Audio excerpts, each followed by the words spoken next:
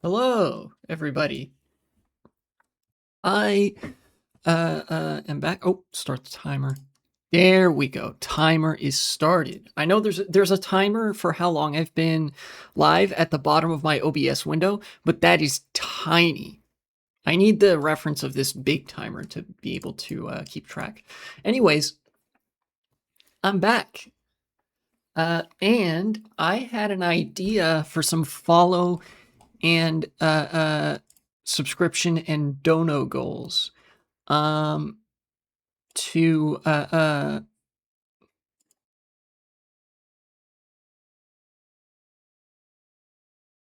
to get us started here. Hold on.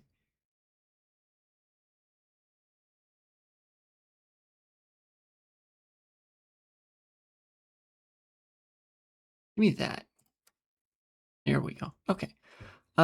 Where is, how many times has someone does something stupid got popular just so they don't have to put the fries in the bag? It's been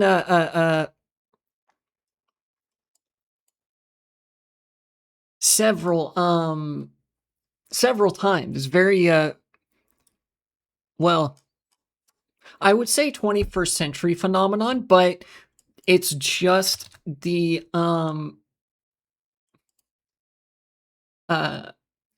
21st century version of something that people have been doing for a long time. Remember, they're like snake oil salesmen and shit like that. Here, okay, follower goal. I wanted to do follow, subscription, and donation goals for some things on stream. Okay. One of them was going to be playing Five Nights at Freddy's, but I wanted to make that the sub goal. And I had something in mind for the follower and donation goals, but I can't think of them off the top of my head right now. Uh, hmm.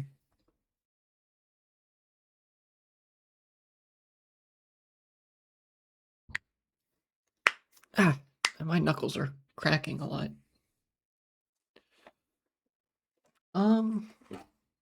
Let me check my schedule.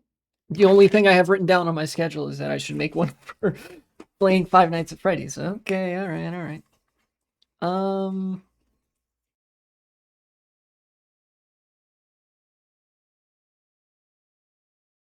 Can you do a political analysis of it as you play it? Absolutely, and you'll get that for free. You know, I'm asking for subscriptions from people to cough up so that I play the game, but you are gonna get political analysis from me as I'm playing for free. You don't have to pay for that part.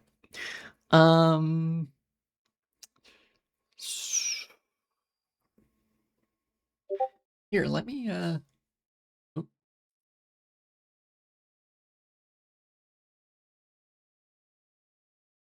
I'm sick of people talking about it with religious brain poison. Yeah, it'd be nice for somebody on the left other than Vosh to talk about Five Nights at Freddy's. Definitely his video about the jump scares in Five Nights at Freddy's is actually an absolute banger of a video. Uh, uh, you know, here, you know what? Goals. Let's see, subscription goals. 10 subscriptions, very good. Don't automatically upgrade it because I want to start a new one. Then okay. I play streamer plays Five Nights at Freddy's. There we go. 10 subscriptions. Start goal. Very good. Sub goal started. I'm gonna have to figure out as well how to display these on the stream overlay so people can be incentivized to do it by like seeing it. Here, let's bits. Each bit is like 1 cent, right? So I guess I could make the bits goal. I could make that the other thing I was thinking of here.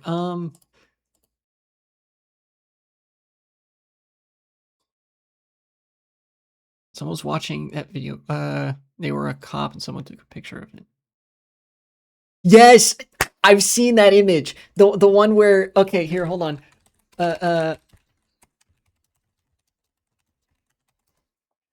Here, hold on. I need to fucking see that.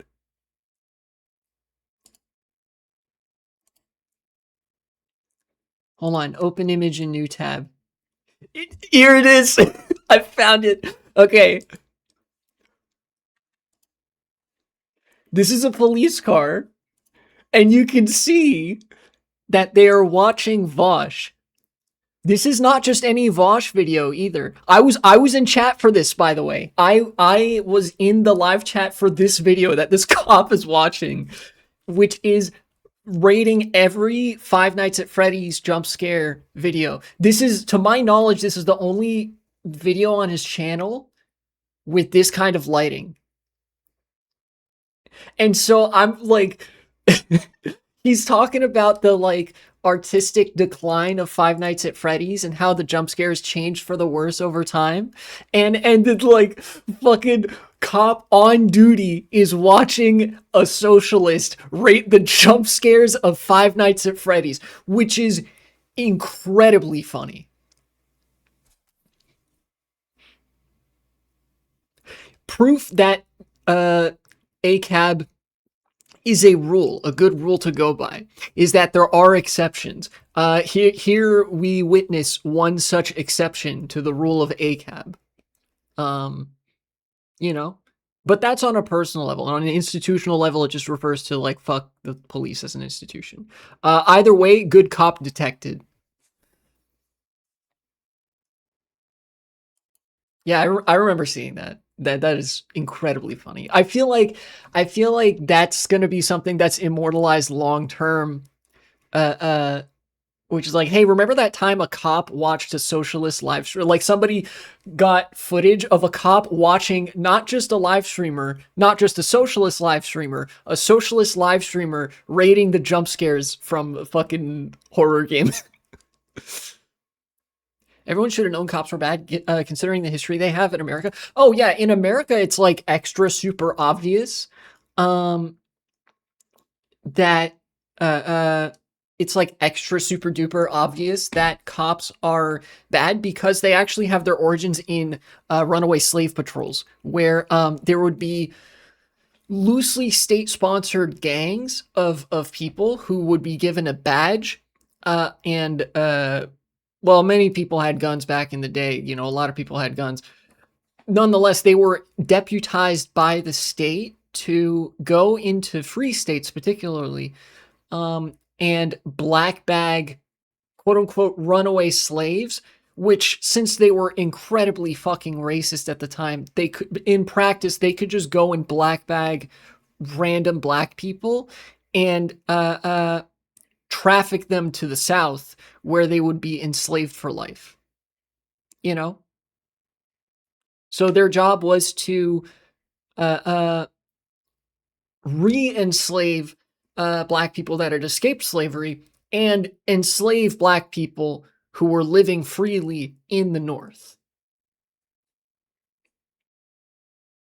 There's literature on this too. I actually did some brief research for a paper in college where I was like, you know, there's a battle in the public discourse right now. This was in my senior year, like where in the wake of BLM, the status of cops morally is the subject of very hot discourse.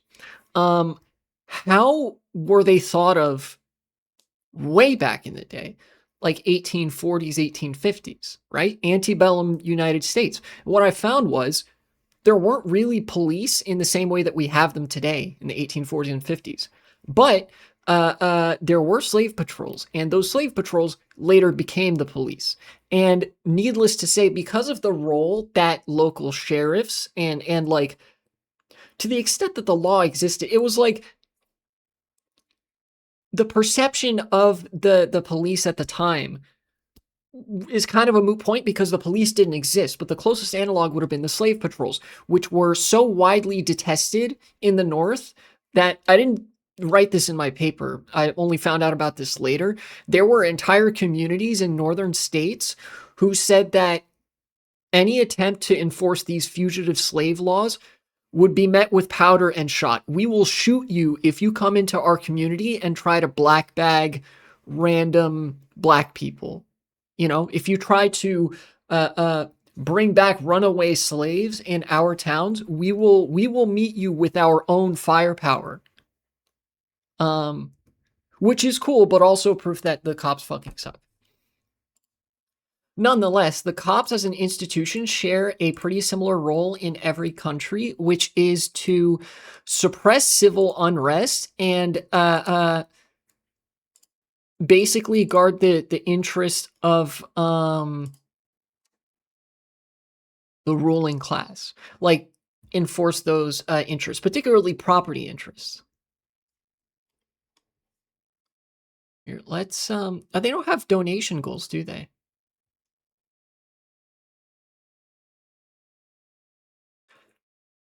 Huh. Maybe I'll do, can I not do like a custom bits goal? Description.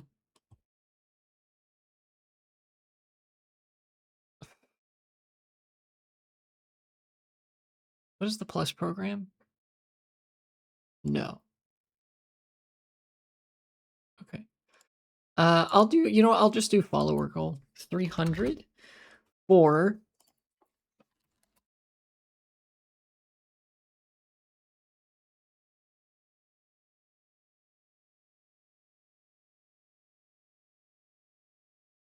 there we go. I will start that follow goal. The other follow goal I wanted to do was Smash or Pass with Pokemon because I think that's really good content too. Where is let's see here. Alerts. Do I have a, let's see, browser? Oh, wait. Manage goals. Manage goals. Okay. Let me copy this. Browser source. Add existing follow goal. Here we go. So there's the follow goal. Will it consider the Pokédex lore? Possibly. It may well consider the Pokédex lore. Okay, I'm gonna try to find a good spot for this on each of the screens, each of the like overlay screens. For now, I'm just gonna have this sitting up here till I can figure out what to do with it. Then we're gonna go to the subscription goal. Here, hold on. Browser. Let's create new, say sub goal. Let's see, subscription goal. Okay. Has any Pokemon learned written language? Yeah. I mean, they literally say in the Pokemon lore that Pokemon and humans used to coexist to such an extent that they would get married. You know? That's not what I wanted to do. Ignore the giant OBS like placeholder thing on your screen. Don't worry about it.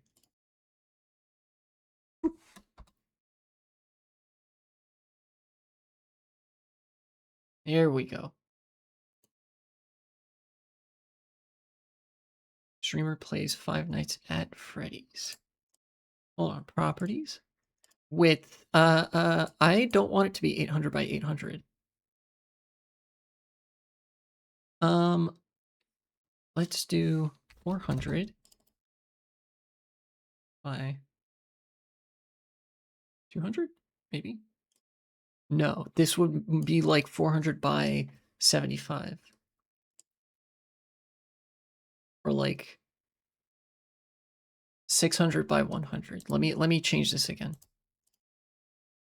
600, 100. Okay, yeah, that's a lot better. Okay. Let's figure out where to put these. Actually, it looks more like 500 by 100. Yeah, that's perfect. Okay, that's the perfect size in terms of the pixels by pixels that OBS tells me to do. Very good.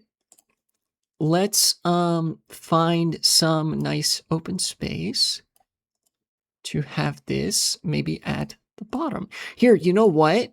I'll try to put the follow and subscriber goals so they're kind of positioned about where the follow and subscriber goals are on the stream overlay. So this one will be, that's not what I meant to do. This one will be a little bit like over here. What happened? Oh no. No, no, no, no, no, no, no, no. What happened? Panel. Panel. Oh, I must have like dragged it all over somewhere by accident. That's okay. Here.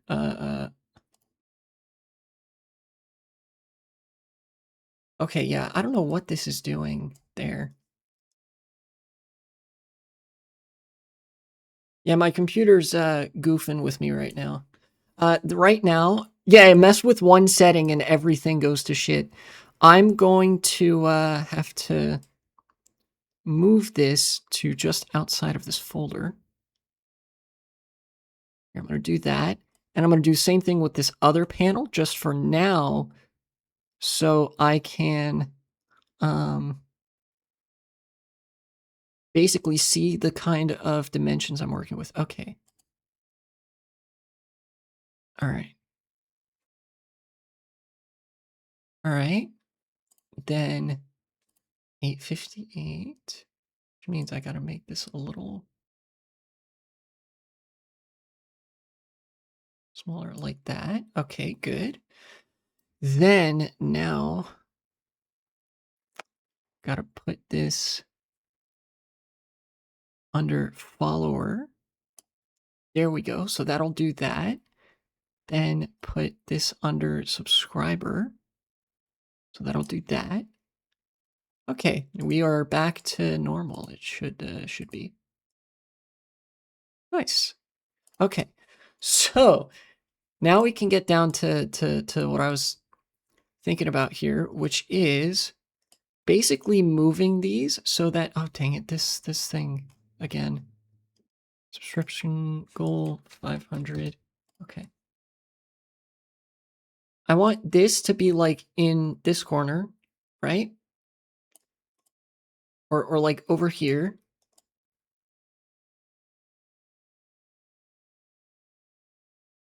Okay. And then I want this to be like here, right?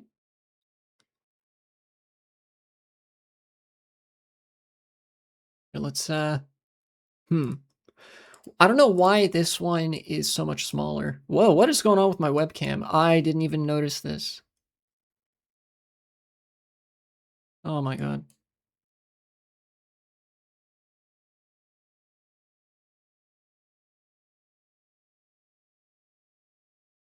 Oh God, oh God, oh God, oh God, oh God.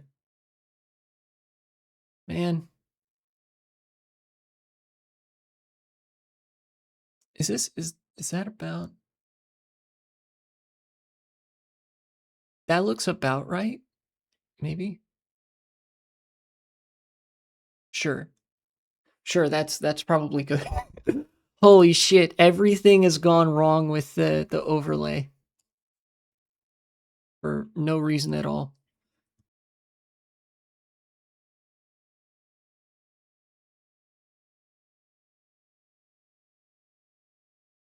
Here, I'll put, let's see.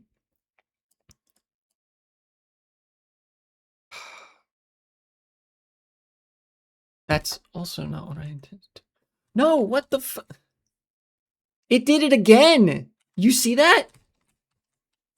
Everything just went out of whack again. Why? Why?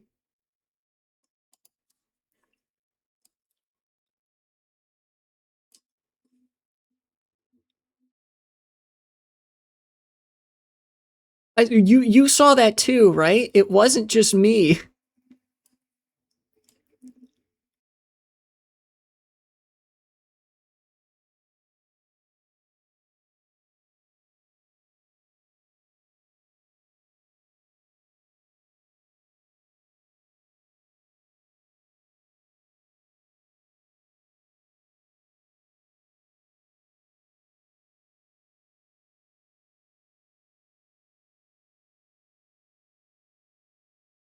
Are you like this, computers? I know, that's what I'm saying. This is OBS. What are you doing? No. Mm, come on. Come on. Okay. There, I think I got it.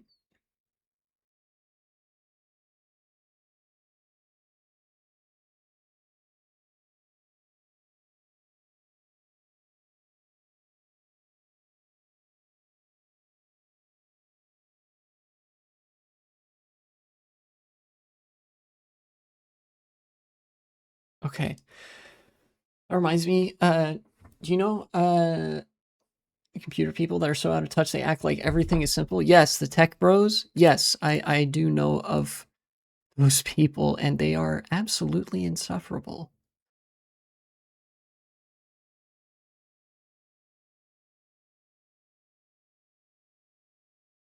All right, we're going to situate this like this. Then I think this wants to be over here or something.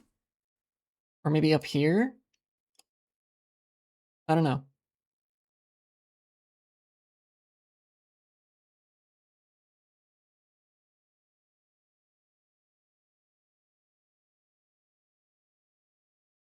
Maybe, yeah, I think that's a good place. That's actually a really good place for this thing right here. Here, how wide is this? 41 and 1435. There we go. Okay. So that's actually a good place right there. Yeah, for that alert setup. Um and then I think for the follow goal, I can actually just have it don't make that mistake again. I can just have it underneath here, like centered kind of like that. Maybe I could do to make it a little bit smaller, right? And just have it aligned like so. Yeah, that's good. That's good. Okay, finally got that set up. Is there a nope, okay, there's no further uh color customization that I can do with those. So those are gonna remain as they are. Um they could use some shadow effects though. I think I want to I go here to filters and copy this and let's see. How is my computer doing right now? It's doing fine. Okay. Let me see how this handles this shadow.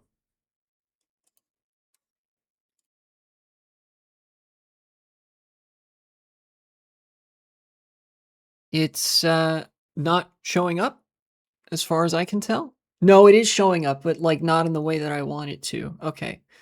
Um Here, let me put this in the folder that has all the chat stuff.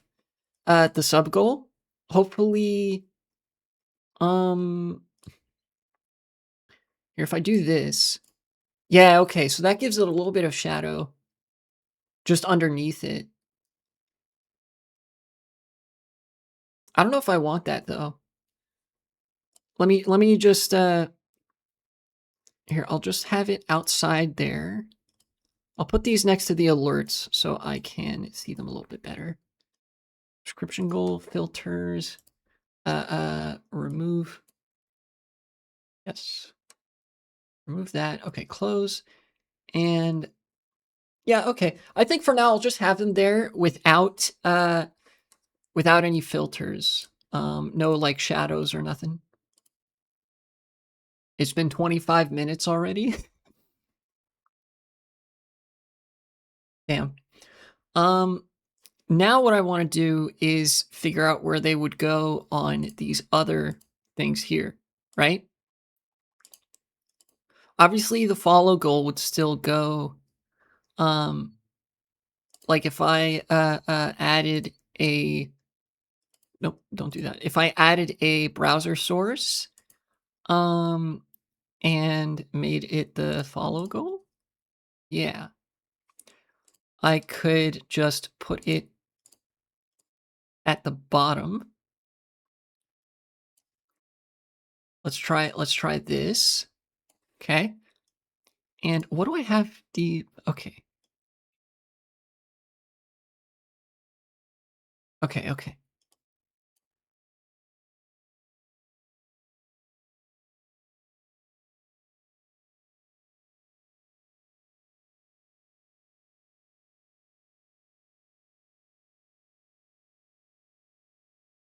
There we go. It's very slightly like different dimensions, but I think that's because I had to fix so much like shit between these two scenes that like it's not going to be the exact same. Okay, so there's the follow goal. And then I'll do the same thing here. Add a source, browser, follow goal. Very good. That's very large. And here you go.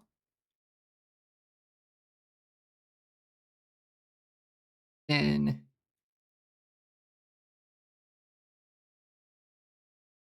you will live there. Okay. Follower goal. Now the question is, where do I put the subscriber goal? I guess here is where I would do the, like, have the follower goal on one side, have the subscriber goal on the other side, but have them both be on the bottom. Let me try that.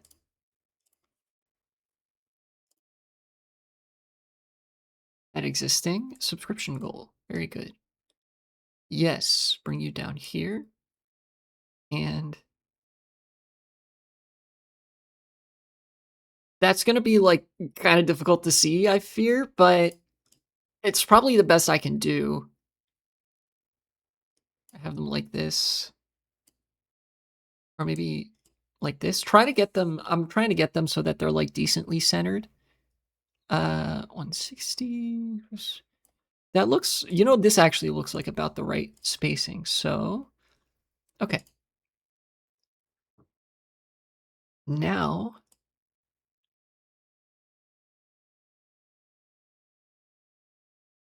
let's do the same thing with you. We'll add the browser source for the subscription goal. You will come down here. It'll be about yay big. And how far do I have this here? Okay. Eh. Okay. I think that looks pretty good. Yeah. Okay. So I have the follow and subscriber goal on this one. I have the follow and subscriber goal here. And I think I'm ready to finally start about half an hour into stream. You set this up again. Very good. Very good.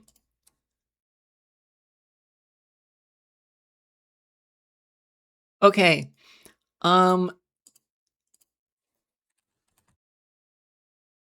I need to highlight something. Hold on. Where I need to find a good image of this.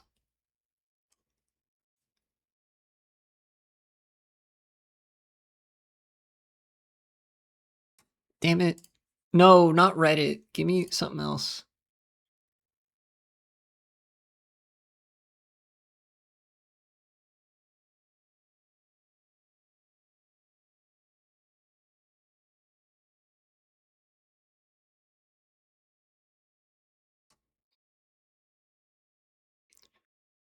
No, that's not what I'm thinking of. Okay.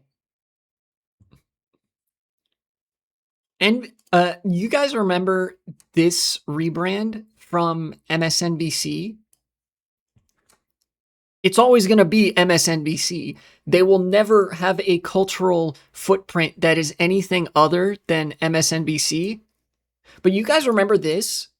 Like in August, they announced this, and that led to me talking about it, talking about like the inhumanity of nouveau corporate like anti-design, and it led to me having like a going down the weird ass rabbit hole of the fucking Pepsi logo. They actually went through with this. Like MSNBC is no more technically. Now they're just MS Now. Which is it's so nothing. Like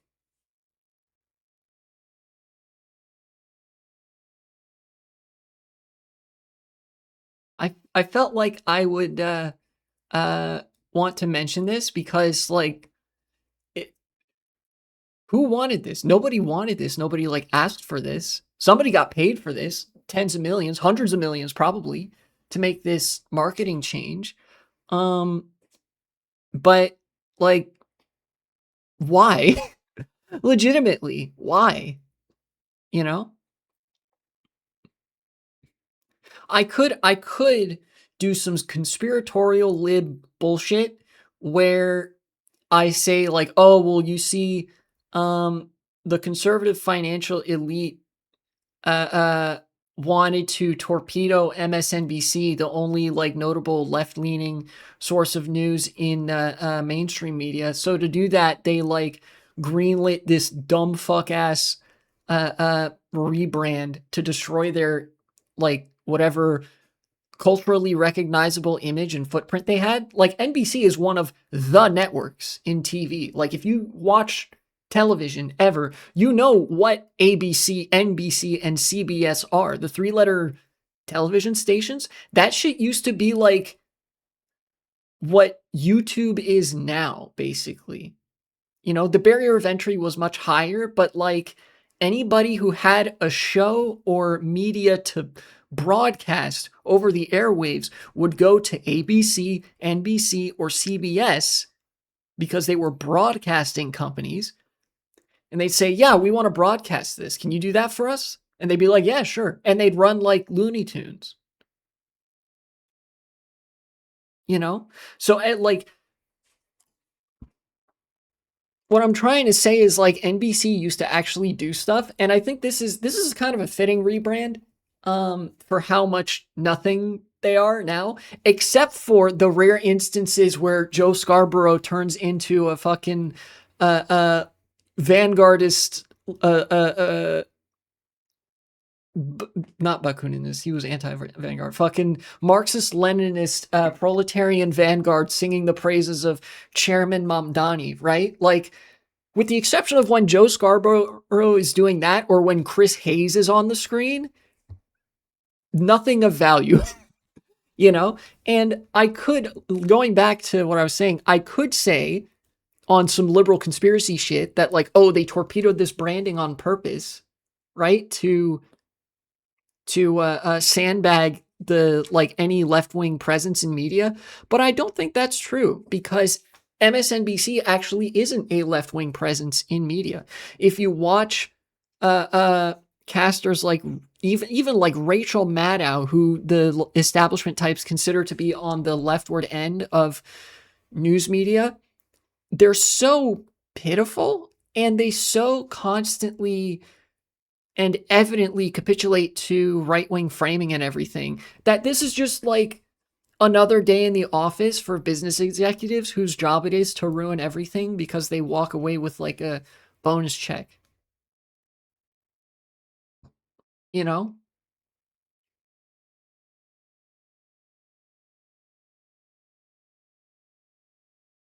It's suitably stupid for the world we live in is what I'm trying to say, you know?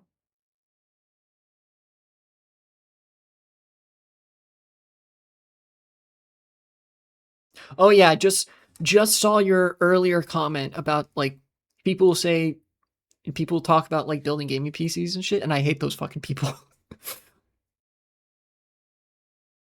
Just buy a PC that's built already. If you like, if you don't want to build one, that's great. That's fine. Building one is not like easy or anything. It's more cost effective, sure, but you know, it's not walk in the park.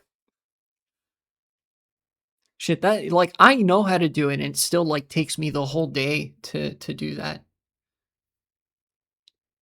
Anyways,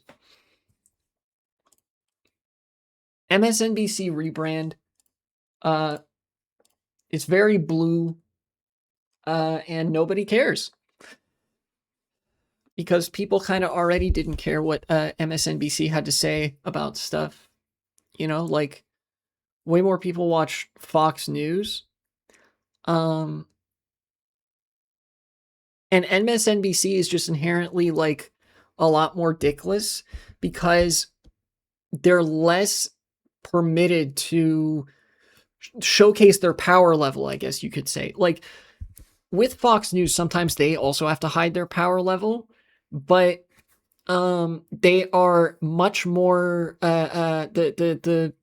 the editorial board and the fucking, well, they don't even have an editorial board. Some of the shit that they say on their show is straight from a random Twitter post. There's no editorial discretion occurring there.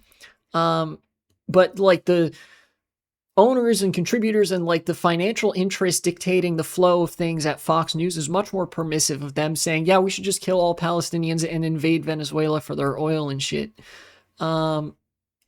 Than that same class of people, mind you, would be of MSNBC saying like anything remotely left-leaning, like, you know what? Yeah, Bernie Sanders was done dirty in the primaries, and ultimately the lesson we should be learning for that is that the Democratic Party is not our ally. They are ideologically opposed to good things happening. Both parties fucking suck and we need socialism or something. Just something like boilerplate lefty coded, right?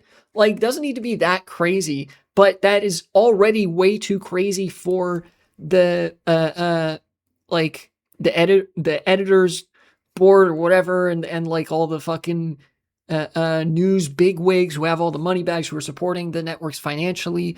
And that is why, also to begin with, MSNBC is so much less interesting than Fox News to people because it's way less entertaining. They have less to say because they're not allowed to say as much, you know?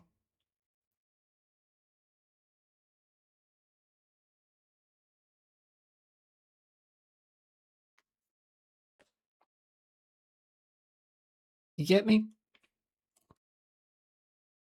That was something that happened that I didn't mention, so I figured I would talk about it. The MS Now rebrand, it like people already kind of didn't care, so people are extra not going to care now. And like, I don't know, what the point of that is even. Probably just to funnel money upward. Like I've described how like there's like money circulating, and the reason that marketing changes like this, for example, like with the Cracker Barrel logo, with a lot of logos getting simplified and rebranded, and the interior of restaurants being overhauled to be way less interesting and like just nothing basically. Uh, the reason they do that is so that they don't have to spend money on something good, right? Like hundreds of millions of dollars, probably somewhere thereabouts, tens to hundreds of millions of dollars is a reasonable estimate for how much went into this rebrand from MSNBC to MS Now.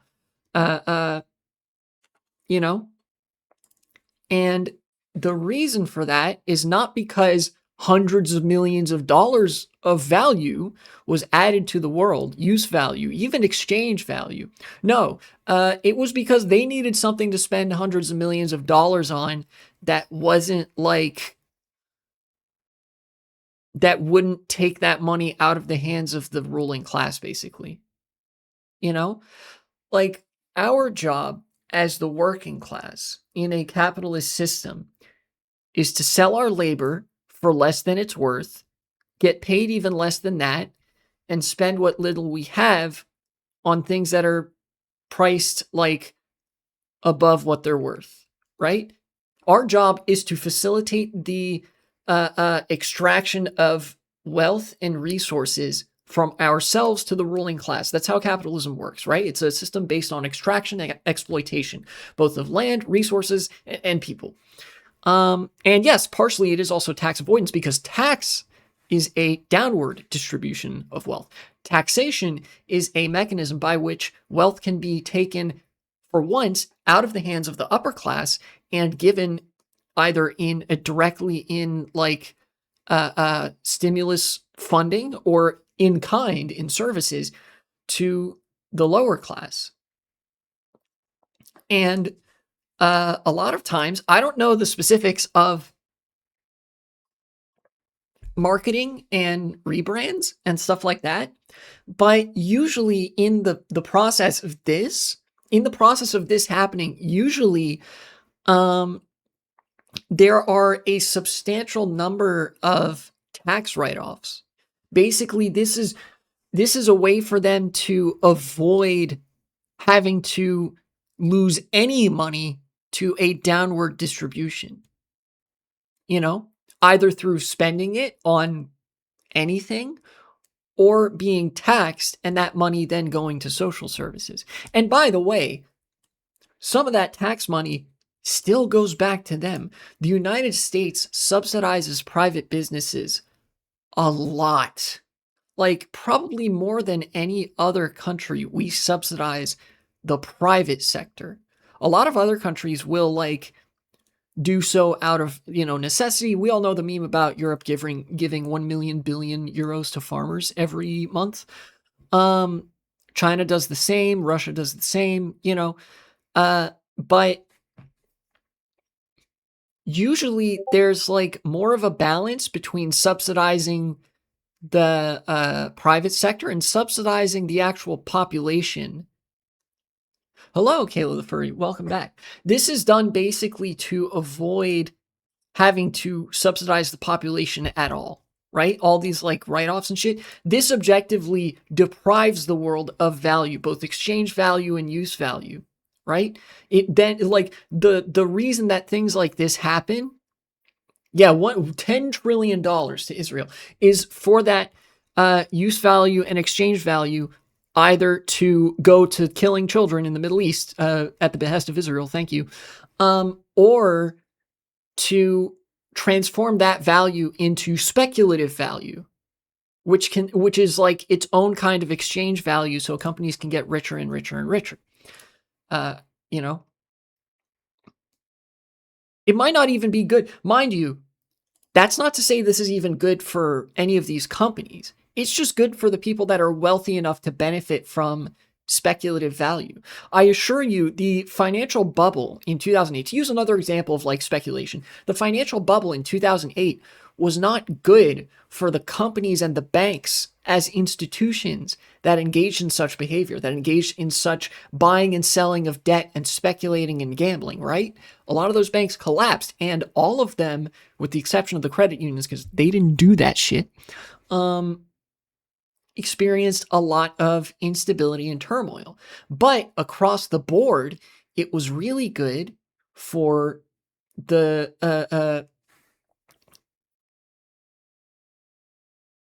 people at the top of those companies, the shareholders well, it might not have been so good for the shareholders that one time, but there are a lot of people in the ruling class who benefited from the financial collapse. They capitalized upon it as a new financial opportunity to gamble more, to financialize more stuff, to inshitify more of the economy in a similar way that got them more and more and more speculative value, right? The bubble popped and they got to effectively like keep their shit and blow another bubble.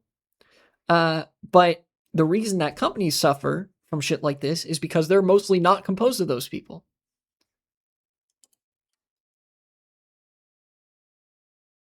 You get me.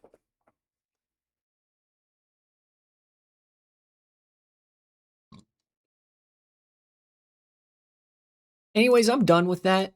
I'm done with MSNBC, MS Now, etc. I still have some respect for my guy Chris Hayes, kind of, because you know, my man will actually be willing to call the genocide a genocide, and he went on Zateo, so that's pretty cool. And Zateo is the Mehdi Hassan news outlet. That's pretty cool. They do actual news. I also wanted to talk about something that's like a little bit old news at this point, but this dropped off a cliff pretty quick. Here, hold on. Let me pull this up. This happened and then immediately nobody cared. Okay. The cooler MSM, not mainstream media, Mexico Solidarity Media. This was last month, so it's about almost 3 weeks ago now, but I thought this was so funny that I think it merits a mention even 3 weeks later. In Mexico City, a second Gen Z march was held. Apparently they did more than one of these absolute humiliation rituals. This one featuring about 100 people. Oh my God, it's already pathetic. Most of which were very elderly, chanting, "Out with the Jewess." Man, the CIA really fell off, huh? They really fell off.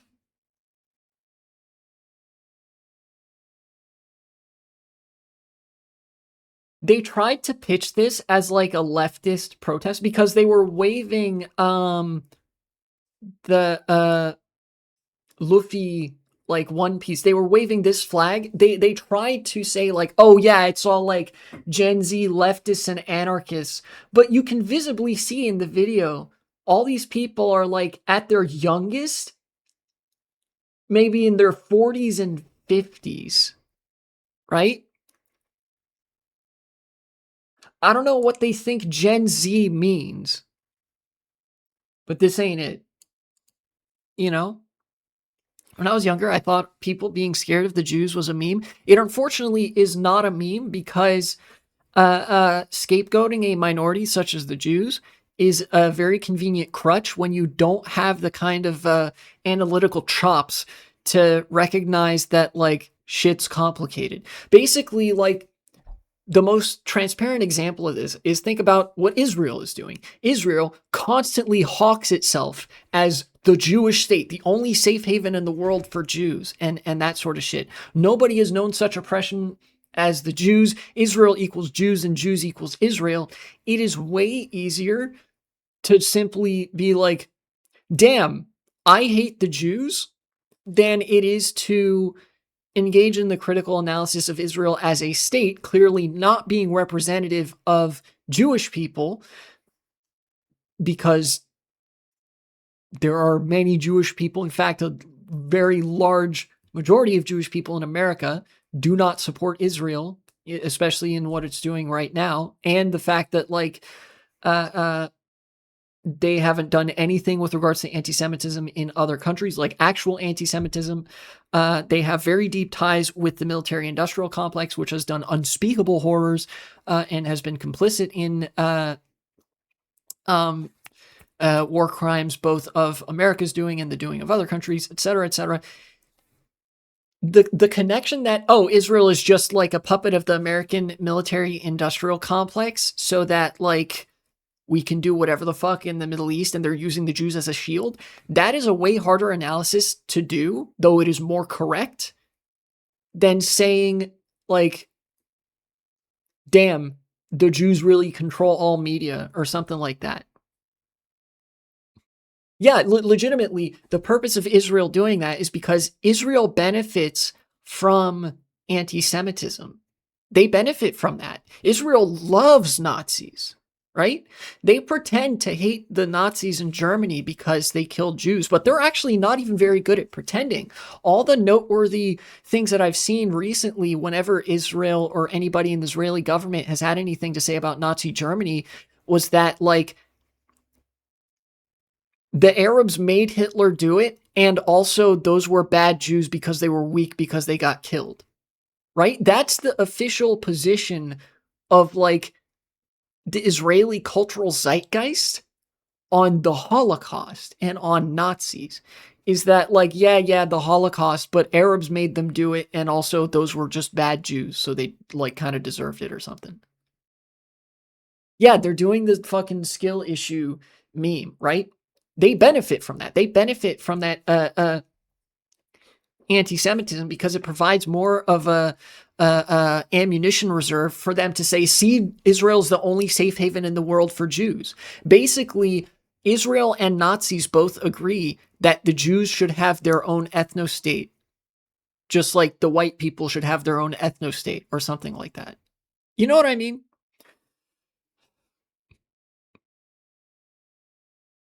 But all of what I said is grounded in like a material analysis of political circumstances and like the relationship between states and businesses and like powerful groups of people who simply find certain identitarian rhetoric very convenient for them in the moment. That's all. Like, you have to be well educated to do that sort of analysis, you know? Yeah, it is way easier to be like, okay, liberal crashes the economy, 20 billion to Israel, and also like the Jews control the media or something. And shit, it doesn't help when like there are fucking Zionists in government and like in positions of power, many of them not Jewish, but like people don't fucking pay attention to that part for whatever the fuck reason, saying like, man, it's a shame kids can get media from sources that we don't directly control. It's a shame that kids these days have access to social media with anti-Israel narratives, right?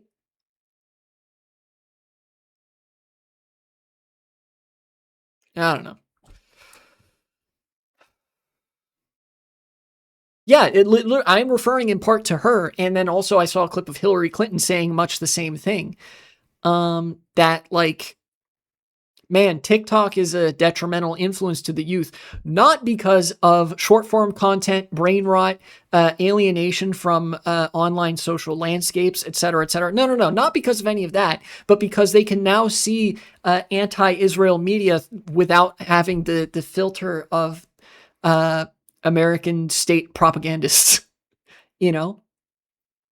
And like, especially them lamenting, like, we should go back to the days where like they couldn't do that, where we had tighter control over the media. Like that just fucking, that shits out Nazis by the dozen, you know?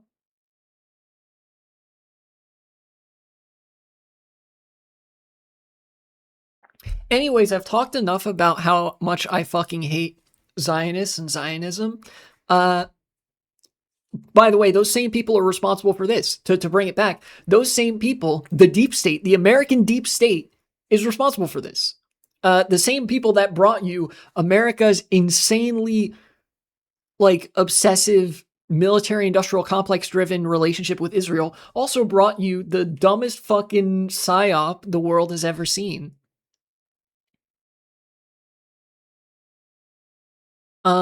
Nobody bought this, not even like a little bit. This was supposed to kind of be like a top down astroturfed quote unquote social movement to like oust Claudia Scheinbaum, who is a socialist in charge of Mexico currently. And since in Mexico, they have like a really based political climate where it is actually really politically unpalatable to refer to yourself as a conservative because Mexico as a nation state, as a nation building project, owes its existence to the Zapatistas in large part, who were socialists. Everybody, basically, if you want to be viable in Mexican politics, you have to virtue signal that you are a socialist, a leftist, etc., right? But these people are too much of Nazis to do that effectively. And you know, CIA fell off, plus L plus ratio.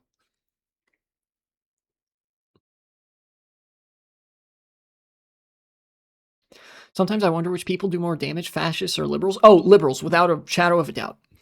Um, it's like a 1-2 punch. The damage that liberals are capable of doing is kind of only possible with fascists, but I can say for absolute certain that the damage that modern fascists can do is only possible because of liberals, right? Liberals can do plenty of damage without fascists, with or without fascists. Fascists can't really do shit nowadays without liberals, you know? Basically, fascists are also neolibs nowadays, right? The truly like nation breaking, economy breaking kind of fascism of the type that you saw in Germany in the 1930s, which, not to say today's fascism isn't also like economy breaking, right? The economy is currently crashing, right? But I'm talking about a different kind of like fundamental breakdown of society, a much more drastic one. That kind of fascism doesn't exist anymore, right? Because the institutions are too large and over encumbered by bureaucracy to be kind of laid waste to all at once like that. Basically, fascists go in and try to do damage. And then, in order for that damage to stick, they rely on the liberals coming in afterwards and not immediately fixing it, in simply papering it over and merely saying, see, guys, everything's back to normal. We're fine now, but not doing anything.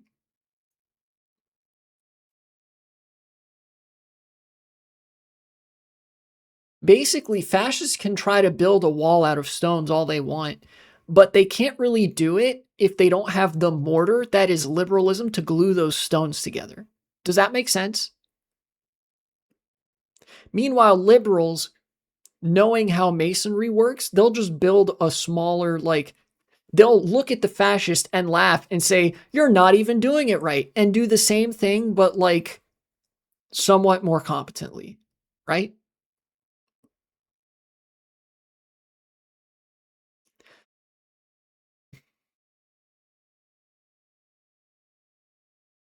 Anyway.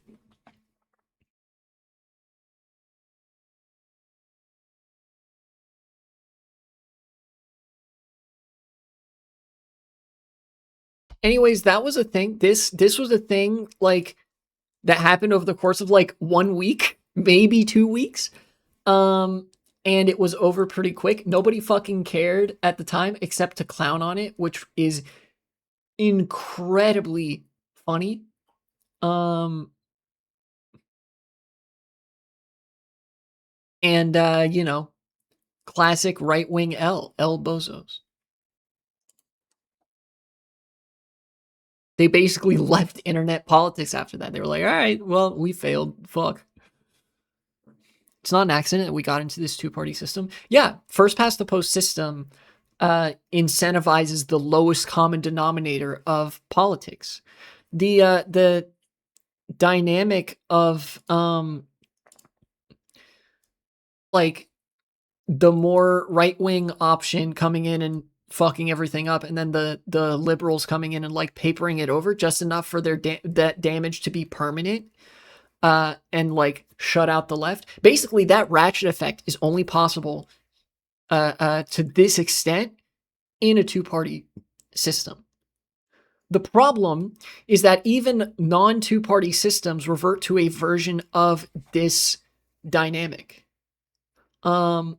Coalition governments in Europe, one such example being the Netherlands, another one being Germany, have sort of reverted to this, where the nominally left-wing options have come to resemble liberals more and more, and increasingly the divide is simply between like neoliberal do-nothings and far-right vice signaling.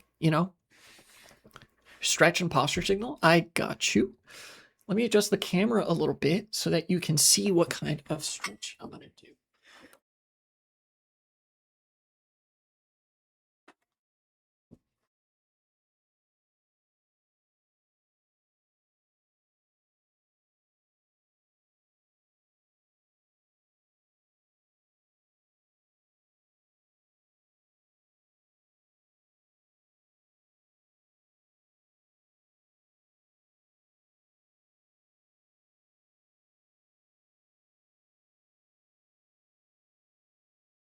For whatever reason, I can't do it with my left leg. I'm getting there, though.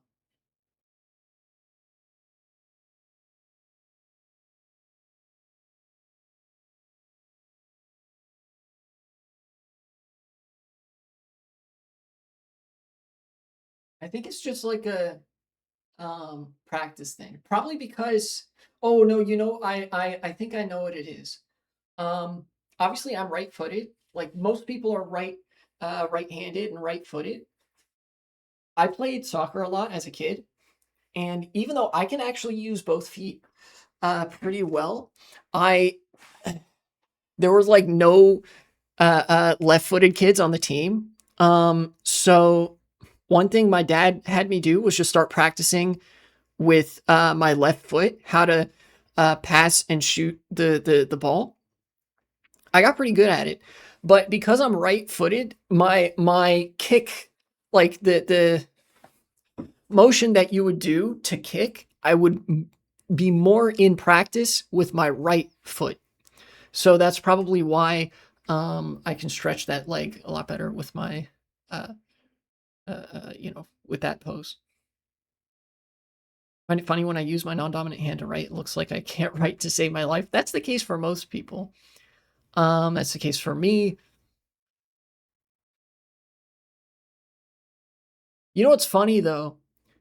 There's like writing with your right hand is really convenient for left to right writing systems. So like the Latin alphabet, it's also fine for top down. So like the Latin alphabet, Cyrillic as well. Writing with your right hand is good. But then like for, I think, Arabic, Hebrew, and Imazirin. Don't quote me on that one. I don't remember if Imazirin is right to left or left to right because it's a relatively small indigenous language that is also phonetic, oddly enough. For right to left writing systems, it's like more convenient if you can write with your left hand. What I mean by that is if you try to write right to left with your right hand, you get ink on your hand or pencil. I had this experience a lot. I took some Arabic classes in middle school as part of a language requirement. Shit ass classes. I didn't remember anything because it was like distance learning. It was one of the first experiments with online learning, and I felt like I was learning nothing. There was like 5 different middle schools in one class, and both times I took the class, it was modern standard Arabic, which, as far as I know, is closest to probably Egyptian Arabic. Took Palestinian Arabic in high school. Damn, I didn't know they offered that in I guess maybe in a big city like Boston, maybe.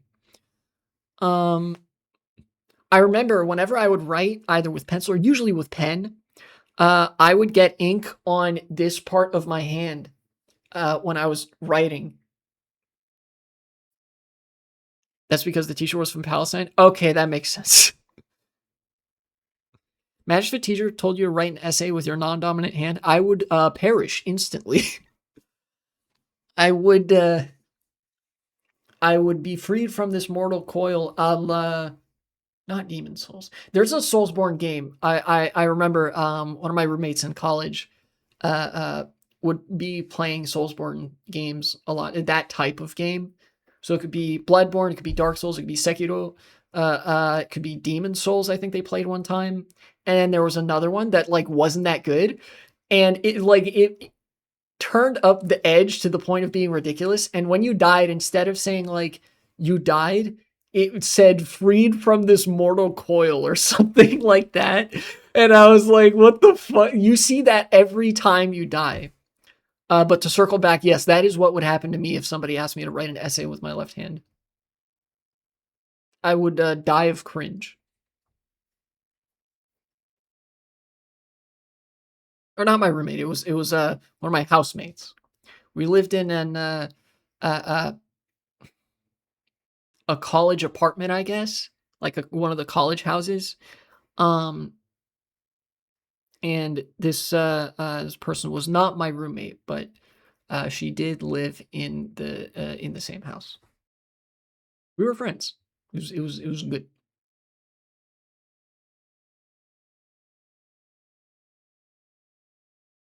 I barely see a need to learn Arabic, not because of the amount of speakers, but because the dialectical differences can be huge. Yeah, Arabic dialects are like not mutually intelligible with each other. It's kind of crazy. People in Morocco can barely understand people in Algeria and Tunisia, and people in that like Maghreb region can barely understand people in Egypt. Or sometimes it operates the other way, like a one way, where like they can understand Egyptians, but Egyptians can't understand them for shit. And like, don't even get started on the Middle East, because like that's where you start running into friction between like Egyptian Arabic and some of those dialects of Arabic, where like they'll have a harder time understanding each other. And they definitely can't understand Tunisia, Algeria, or like Morocco, like those kinds of Arabic, to the extent that Morocco is even Arabic, because Morocco, like, I don't know, like Moroccan Arabic has its own name, Darija, which is like it's influenced by English and French and Spanish and Imaziren. It's like the core structure of it is based in Arabic, but a lot of the vocabulary, not even Frenchified, a lot of the vocabulary in Moroccan Arabic comes from Spanish, English, and Imaziren. Surprisingly, French vocabulary makes up less of the Moroccan Arabic lexicon than like Spanish. At least from what I've heard as of late. I could be wrong on that. There are still a lot of French speakers in Morocco. It tends to be like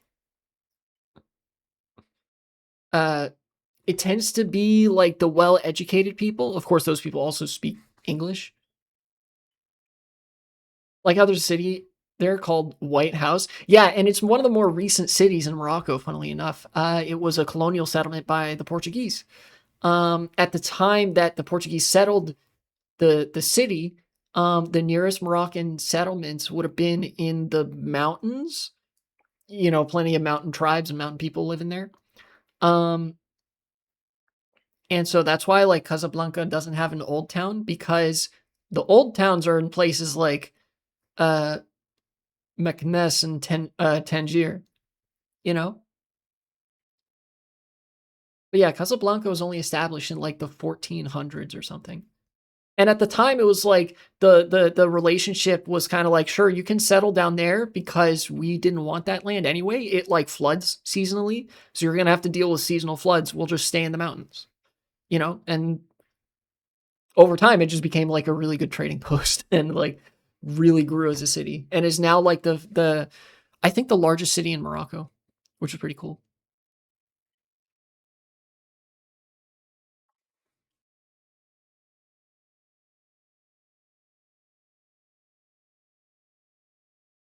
Ah, didn't mean to do that. Okay.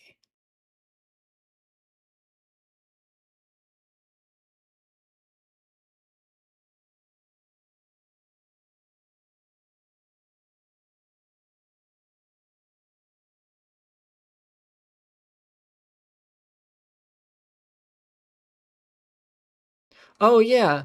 Um, Check this out from the God, there are some people that might not have even been like fully politically conscious for like people might not be old enough. Some people might not be old enough to remember when the Republicans said they were the party of small government. Uh so I can't even like make the small government joke, but yeah. Trump says he will sign an executive order this week that will limit states' funding to regulate AI.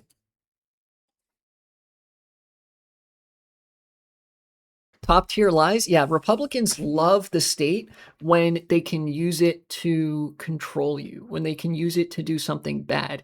And funnily enough, they had a very weirdly high degree of success of projecting this onto Democrats, when Democrats were like, "Yeah, we like shouldn't destroy Social Security and Medicare, and you know, we should God, even like just the most milk toast of consumer protections, you know." Republicans love the state when it does rancid, horrible things that violate human rights and condones child marriage and that sort of shit. They don't love it when it means grandma doesn't die from disease for not having enough money or something. Anyways, yeah, Trump delivering on, as far as I know, this was actually a campaign talking point. Maybe not one of the bigger ones, but the Trump campaign was saying like we're gonna unleash the potential of AI. We got to win the trade war with China. We got to develop. We got to do it. We got to do AI better than them. You know. Yeah, everything's fair game as long as they get more money. As long as the ruling class gets more money. Thank you. Um, to my knowledge, he can't actually do this. Like, I don't know, I don't remember for sure what executive orders let you get away with, because Congress is so dickless that you could write an executive order that massively oversteps its bounds, and Congress would just be like, fine. And like it would have to be the Supreme Court that says, no, you can't actually do that. You got to get Congress to do that. At which point they'd probably just get Congress to do it anyway. But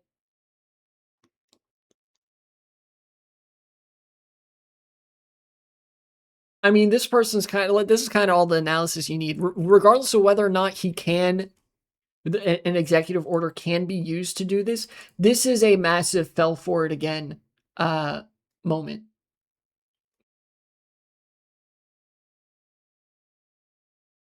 Funny if they pass a law that makes it illegal to be a Democrat. Democrats wouldn't even fight it. Yeah, to be frank, I actually don't know why Republicans haven't gone even harder. Probably, you know what? That's not true. I do know why. If Republicans were authentically like classical fascists, they would pass laws outlawing trade unions. They would or subsuming trade unions into the state even further. They'd pass laws outlawing political affiliation with the opposition party. They would be doing way more organized raids. They would be like, basically, they'd be doing this agenda a lot more quickly and competently to consolidate state control over the country, over enterprises, and the levers of economic and social power, right? And the Democrats still wouldn't fight them because the Democrats are compromised by capital. The problem with that, the failure of analysis there, is that it assumes that Republicans are fascist enough and believe enough in the project of state supremacy and fascism to do those things. Yes, every Republican politician does personally want to have the right to rape children, but they're not set enough in those convictions to pursue them even when the capital class says, no, don't actually do that. First and foremost, what they believe in is the integrity of the pocketbooks of their donors. Their donors being like lobbyists and corporate contributors and executives and whatever. Basically, because both parties are beholden to the interests of like the capital class, that limits the ability of the Republicans to be as fascist as some of their vice signaling might otherwise suggest. Also, that's true. Yeah, if the Democrats don't exist, who the fuck do you project your insecurities onto? I guess they could see they could say radical left Antifa. But I don't know, it just kind of wouldn't hit the same if there wasn't like a political party that you had conveniently to just sit there and they would just constantly have to take it and they'd be like, well, I guess you're right, but like we would do it better or something.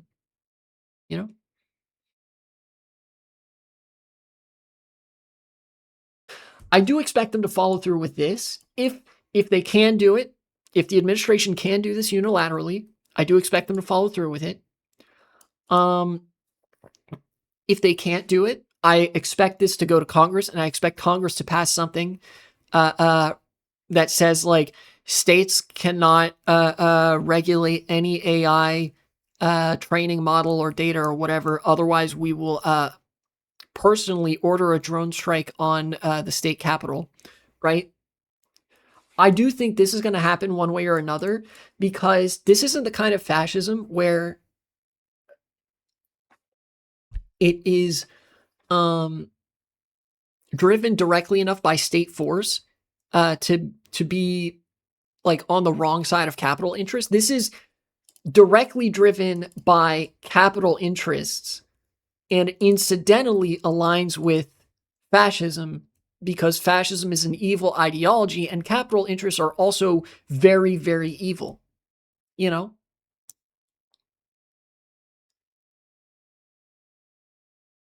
Um,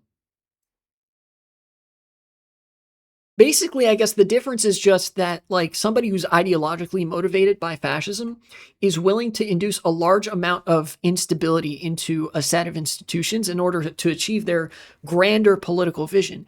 But for the capital class, their grand political vision necessitates those institutions remaining stable because those institutions safeguard their own interests. So this is the version of like the far right that is still very neoliberal and will maintain at least a surface level bureaucratic stability of many institutions in the country.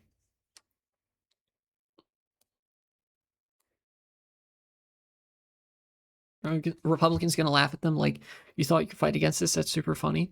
Um, I don't know. I don't know how much that's true. Um, I feel like this is just gonna be another like fell for it again. All the AI sycophants are gonna be like jizzing themselves because it's like one step closer to the final heat death of all art and expression or something like that. And another step in the destruction of the social contract and social trust, because misinformation will now flow completely freely and unobstructed. And then, like, for anybody who views this as bad, it's just fell for it again, you know?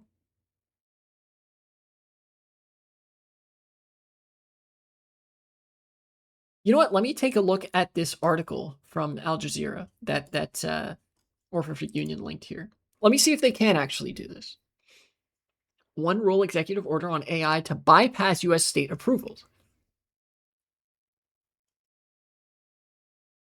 Really, the Republican Party is actually like not all that happy. I guess for some of the state level Republicans, it is worth keeping in mind that like some of the state level Republicans are actually fascists that are willing to destabilize their state to that extent that like offends capital interests. Like Republicans in Texas are actually fascist. And I would say that more readily for the Texas Republican Party than the National Republican Party. With the National Republican Party, there'd be the asterisk that it's like fascist insofar as it serves the interests of Sam Altman or Jeff Bezos or Mark Zuckerberg or Elon Musk, right? Texas Republicans are actually just fascists. One rulebook for AI development.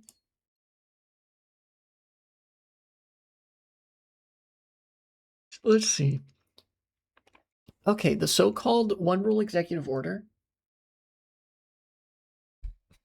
would override state approvals of AI, though the legality of such a presidential action remained unclear. Whether or not it's legal doesn't matter. What matters is whether or not the institutional bedrock is there to actually do it, you know?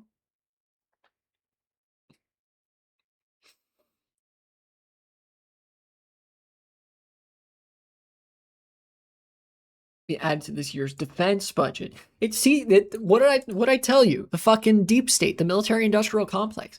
A computer can never be held accountable, so a computer must never make a management decision. What management and the fucking military industrial complex learned was that, oh shit, we need to rapidly start incorporating computers into all of our management decisions. Because if you have a computer decide to do a war crime, all of a sudden the person who told the computer to decide to do a war crime can't be held accountable for that war crime, right?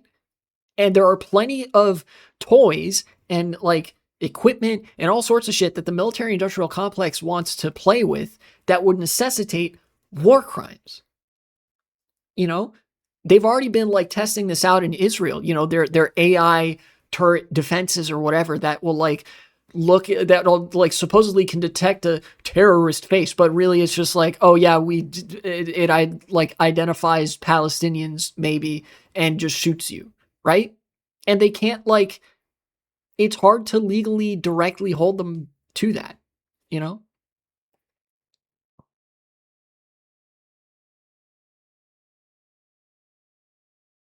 Can't say no one's responsible then because they'll use that for everything. That's the point of this. That's what this is meant to do. That is why a computer must never make a management decision. And it is exactly why computers have been so heavily incorporated into management decisions and military decisions. So that if somebody decides to do some heinous shit, they get to wash their hands of it and like face no accountability for their actions.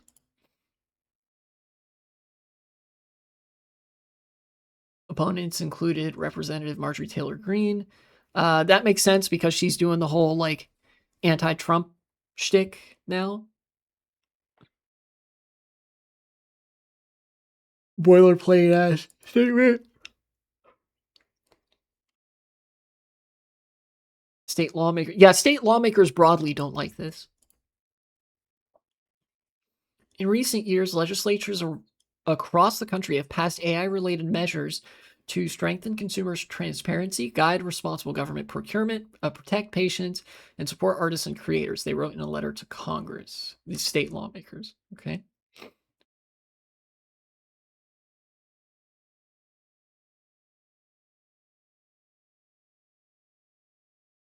So this seems like kind of nothing. Guillotine. I mean, everything that these people do is deserving of the guillotine, but I don't think it's going to happen. I don't know. It seems like from that Al Jazeera article, it actually seems like there might not be the legal framework there for this executive order to have any teeth. Because it directly like an executive order pertains to the executive branch. The job of the executive branch is to execute laws that already exist. You can't sign an executive order that overturns a law.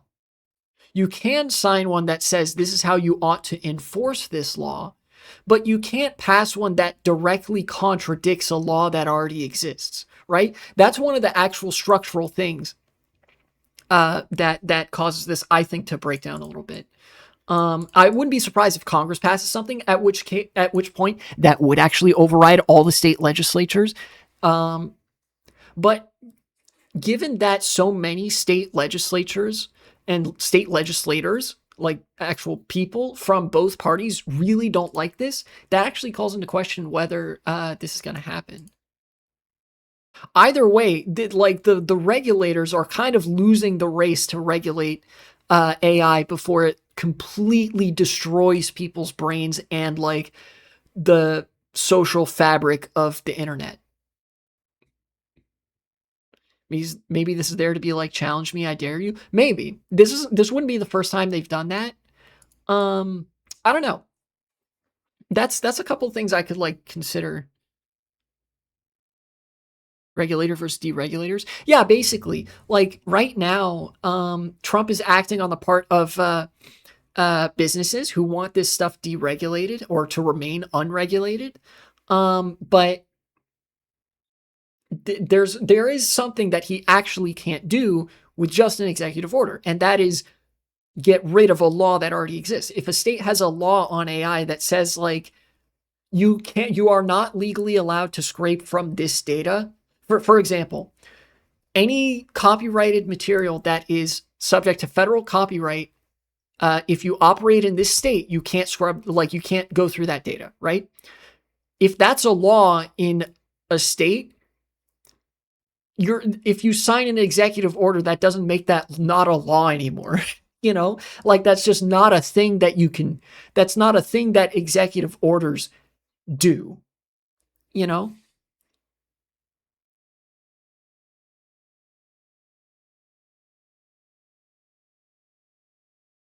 It's like saying, I'm going to microwave this food, and then you pull out a gun and shoot it. Like, theoretically, the gas expansion from a gun firing could like heat up the food in where you shot it, but like you're just dealing with something that has a completely different function, that there's no way that you can make that do the thing that you say you're going to use it to do, you know? Now you just shot a chicken instead of microwaving your chicken for dinner. So I don't know. But again, you know, like you mentioned, there's a possibility that this is meant to invite a legal challenge to like open the door. You'd have to use a minigun to be full of metal and gunpowder. Yeah, and fucking splattered all over the place and disintegrated, right? Yeah.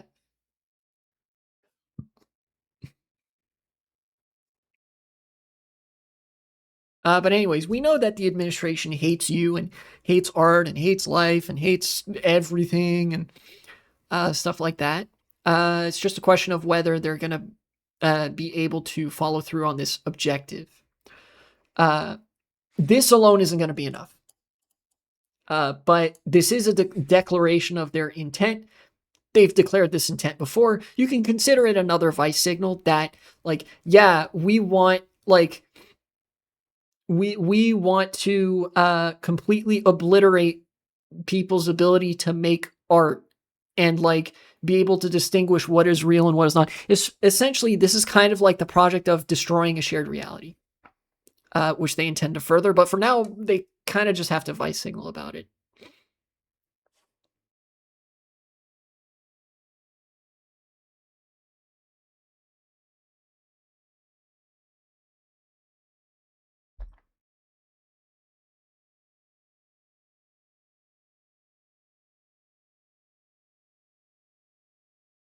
What else has been happening out there? I know that there's been other stuff. Well, I guess, hmm. I know that I like kind of wanted to play Pokemon Legends ZA, but I don't know. Maybe I'm just kind of not feeling it today. We'll see. Uh,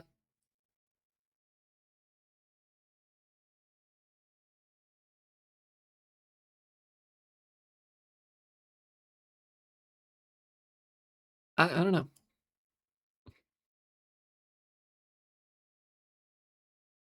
I guess I need to sort of dig backwards to see like what's been happening the past couple of days because I didn't stream all weekend. Isn't that the game with the God phone? That's Legends Arceus, I think. Legends Arceus is the one where you have the Arceus themed smartphone.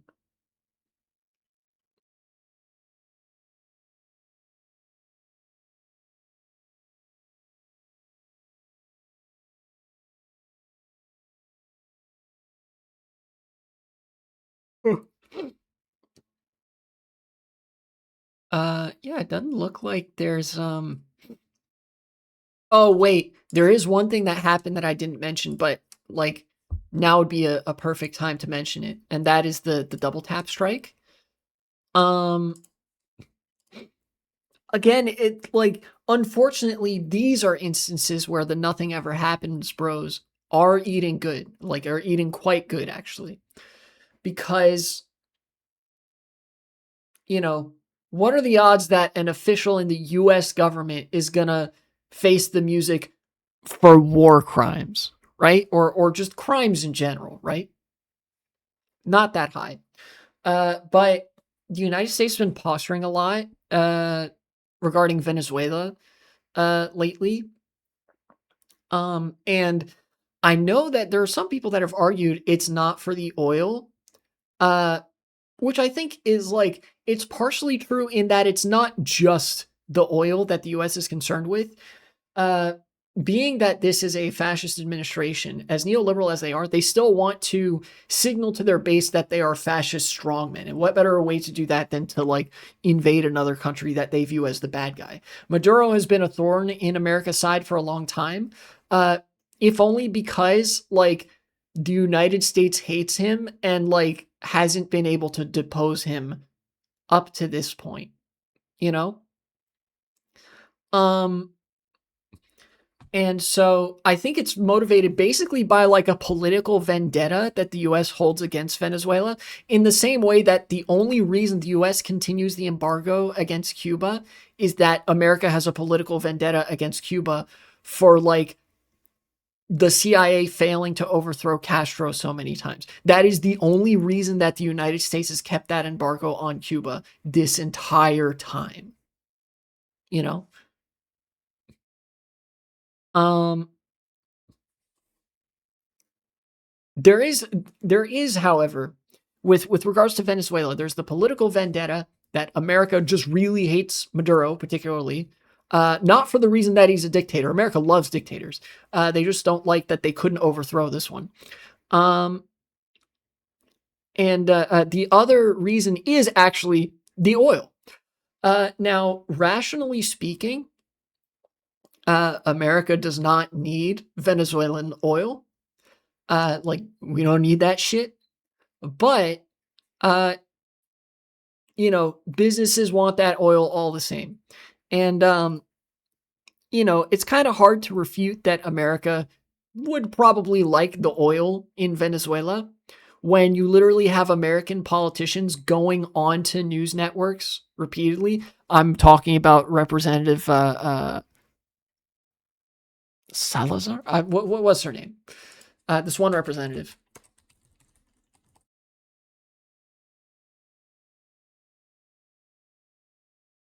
Yeah, Maria Salazar.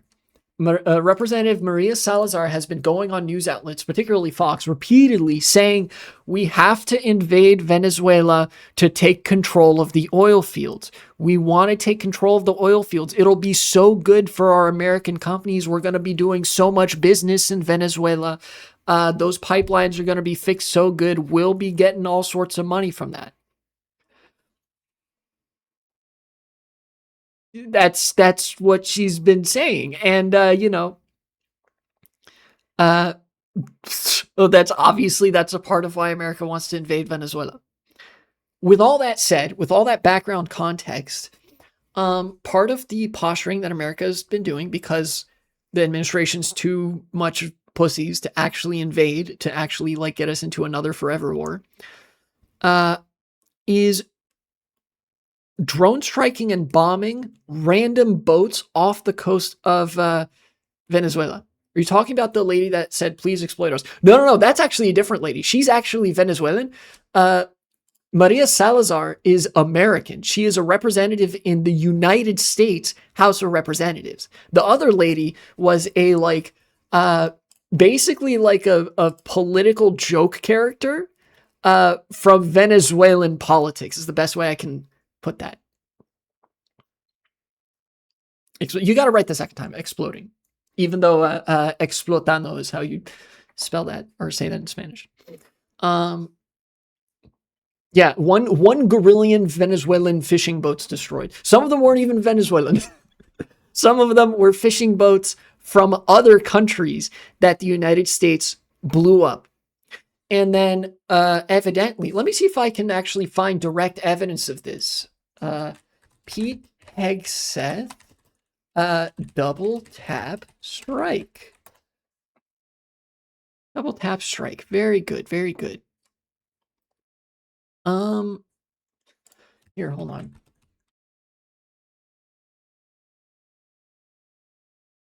No, don't give me the fucking Secretary of War. I hate this shit. Okay.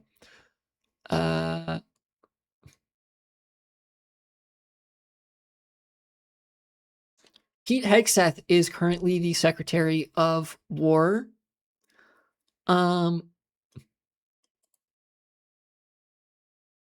Okay, this is really funny. This is really funny.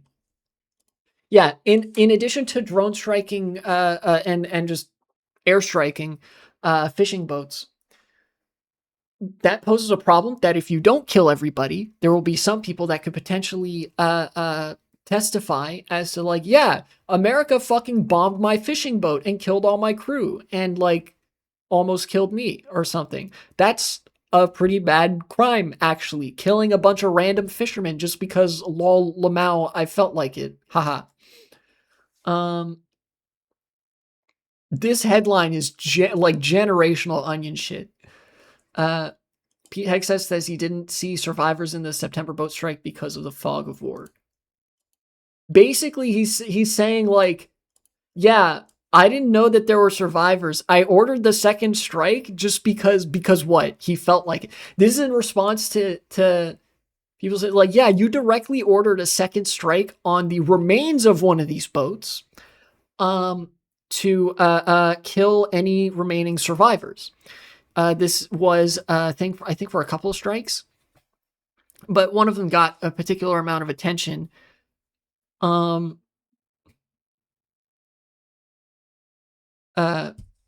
his defense was, no. You see, actually, I ordered the second strike just because there weren't any people. I ordered the second strike just to blow up the remains of the boat, which is also still another crime. You're destroying the evidence. You committed a crime, then you committed a second crime for which your explanation is that you wanted to destroy the evidence of the first crime. And the real explanation is that you wanted to kill the survivors, which are also evidence of the first crime. Reminds me of the phenomenon when someone tries to help someone, cops are attacking, cops attack them. It does kind of bring that to mind a little bit, but this is more like the cops shoot somebody, and then like the person is visibly not dead, but they're like shot and bleeding out, and then the cops go and shoot them in the head. Like they double tap. You know, that's why this is called a double tap strike. And in fact, it is a textbook example. Fuck you, NBC. Critics have said could constitute a war crime. If you look up the fucking military handbook, if you look up what like the definition of a war crime is, they provide the example. If a ship has wrecked or has been destroyed and a military strike is ordered on these survivors, that is a war crime. Literally, what happened here is the most textbook example of a war crime that you could get. Literally, insofar as in the textbook where they describe what a war crime is, this is the example. And they're saying, oh, you know, critics say it might be a war crime. Fuck you, NBC News. The deep state is real, but not what Republicans think it is. That is 100% true.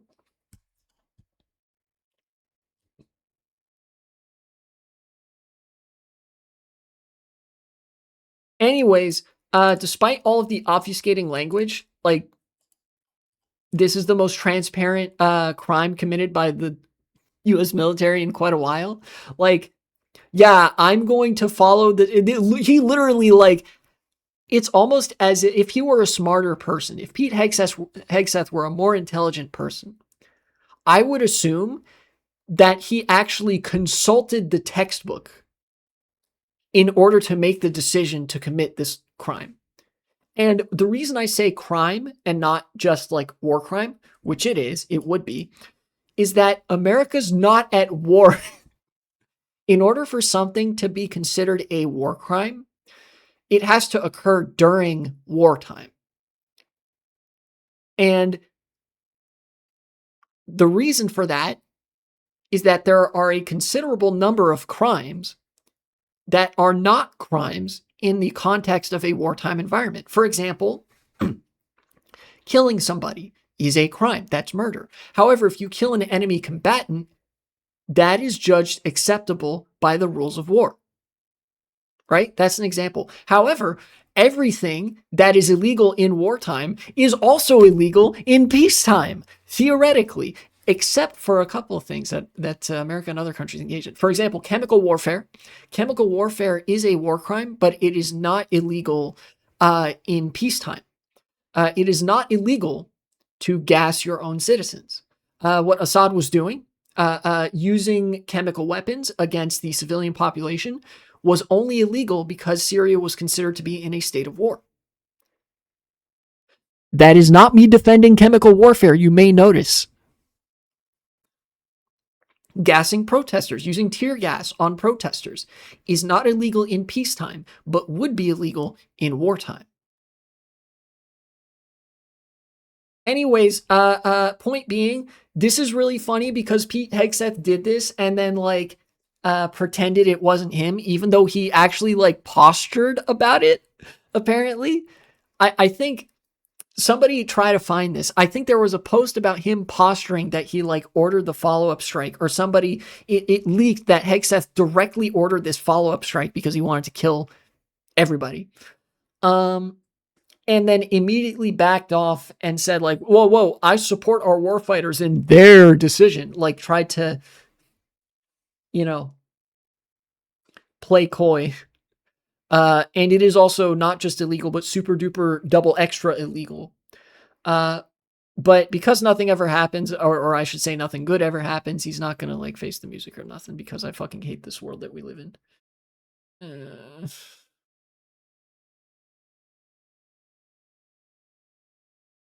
Love that they capitulate to the framing and say alleged drug boat. Like, these are fishing boats. God, media is so fucking captured. It used to mean something that that institutional credibility could be upheld in a circular fashion, in that internationally, institutions could recognize the legitimacy of other institutions. There was a liberal internationalism where, like, if a government that America wasn't on bad terms with said something, or like testified to something, or put out a statement or something like that, America would take that seriously and like wouldn't directly contradict it just because, right? Like, as I said, some of these fishing boats were Trinidadian. They were from Trinidad and Tobago. They were from like Colombia, or like, I don't know, Costa Rica, right? These are not all countries that the USA has a specific like political vendetta against. It used to be that those countries could actually say, hey, what the fuck? And the United States would be like, oh shit, you're right, actually. Or because of the fear of upsetting other like internationally recognized institutions, the United States might even refrain from doing this in the first place. Again, liberal internationalism, still internationalism. One of the few things that I will defend liberalism on is its propensity for internationalism. At least as like a concept. Like, the way they engage in it obviously is very exploitative, but the fact that there was any recognition of international institutions that had some degree of political contact with each other, and that like shaped decision making for the better in some cases, like, that was a good thing. And now they're just like lol lamau. And of course, liberalism turned into this, like, yeah,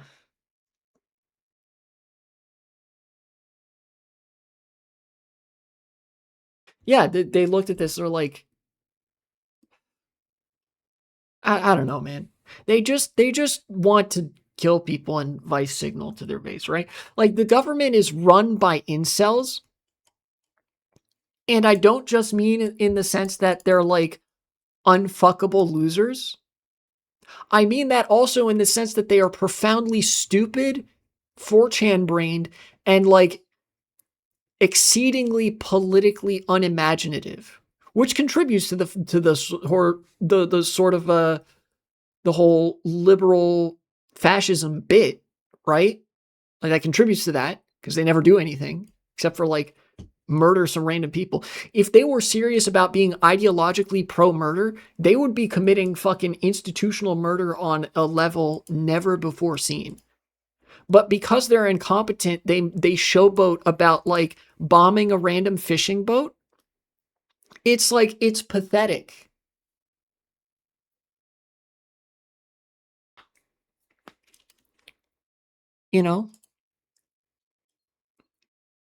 They did this for a vice signal, and yeah. If liberals didn't exist, their incompetency would kill them. Oh, yeah. Absolutely. Liberals and fascists really do depend on each other in that sort of way. Liberals need the fascists to use as a cudgel to try to police the left. And fascists need liberals to stop their movement from completely running out of steam at the earliest available opportunity. The fascists and liberals politically are actually very, very compatible with each other. So much so that like liberal fascism has sort of become a real thing where it's like it's actually harder and harder to distinguish modern fascism from modern neoliberalism. Yeah, they literally get like modern liberalism and modern fascism literally can't exist without the other one, right?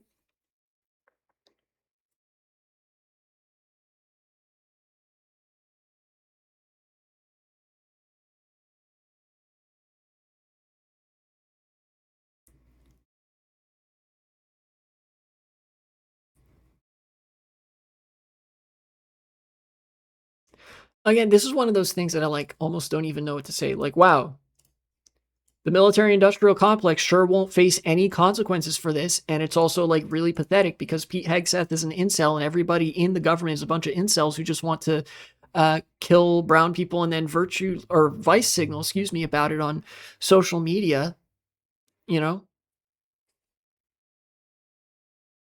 Bureaucratic fascism is just liberalism at this point. Yeah, liberals are the versions of fascists that are competent enough to engage with the bureaucracy, you know?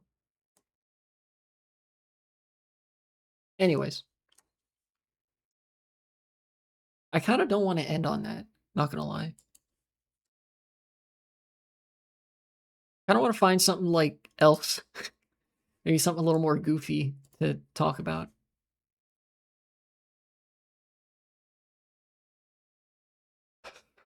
I swear I remember seeing some discourse that was going on recently.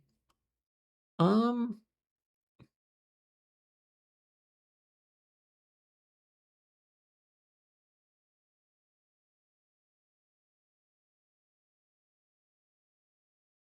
life molecules reiterated on laboratory. What does that mean?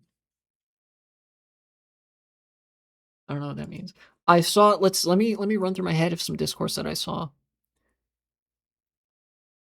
Oh yeah, I saw Sadie, the blue lady, the blue girl. Like, apparently she had a crash out against trans guys, and then like I don't know, blocked a bunch of people and like you know,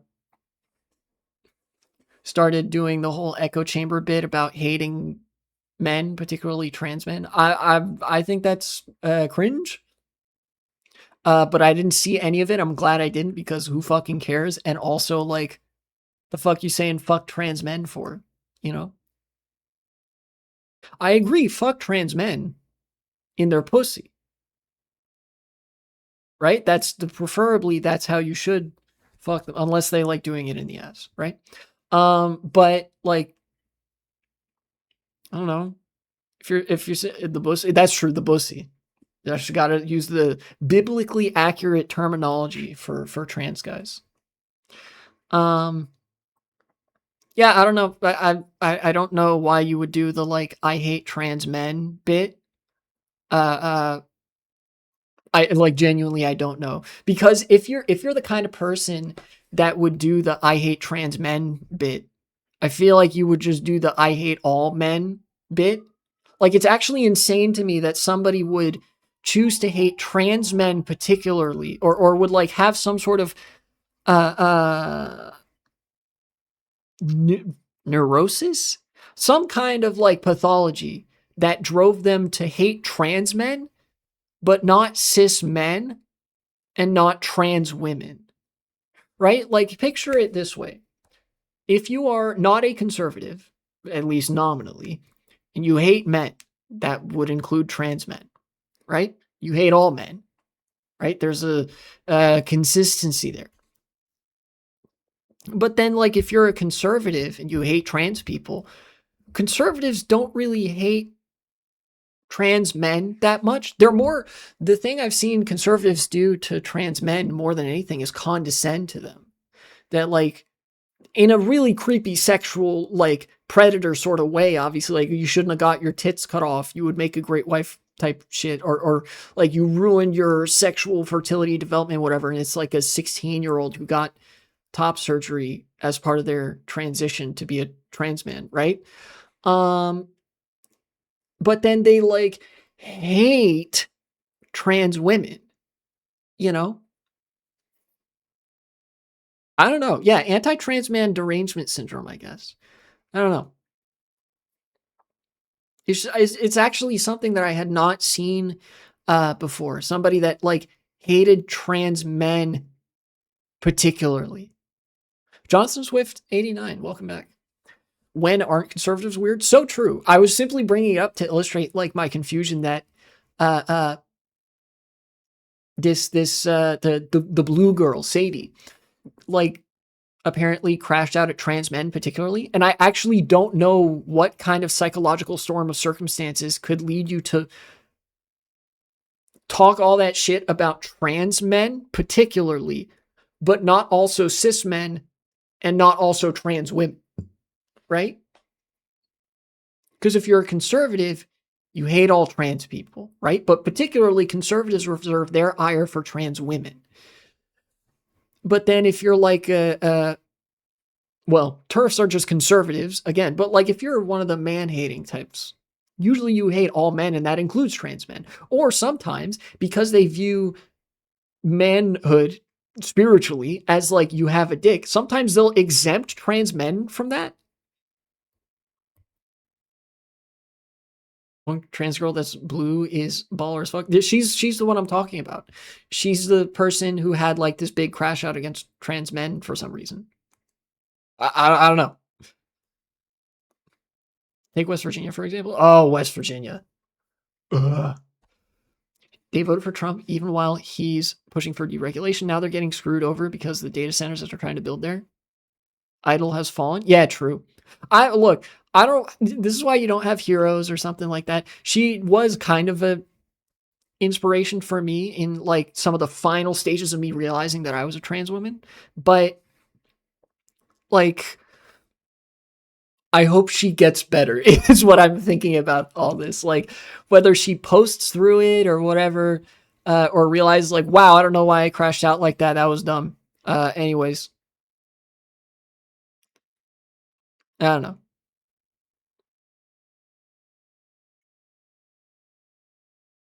Yeah, West Virginia is like the most dead state in America, except for maybe, no, I think Las Vegas isn't even as dead as West Virginia. West Virginia is like, okay, you know that meme where she broke up with a trans guy, it seems? That'll do it. Okay, once she's over the breakup, is she's probably go back to not hating trans men as much. You go through some emotional shit, it'll do that to you. Where's that one meme about like how the Soviets were like taking peasants to the city and putting them in universities? Like, all right, you're going to be well educated. We need people who are well educated to help run the country and like do economic planning, because this is a rapidly industrializing setting. And then like sometimes the peasants were like, no, I want to stay on the farms and stuff. Here, hold on.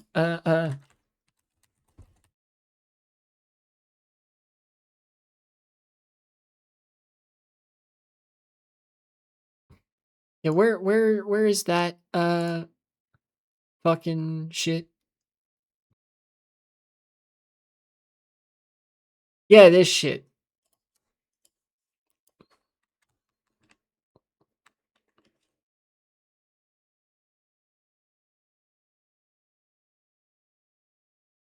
Okay.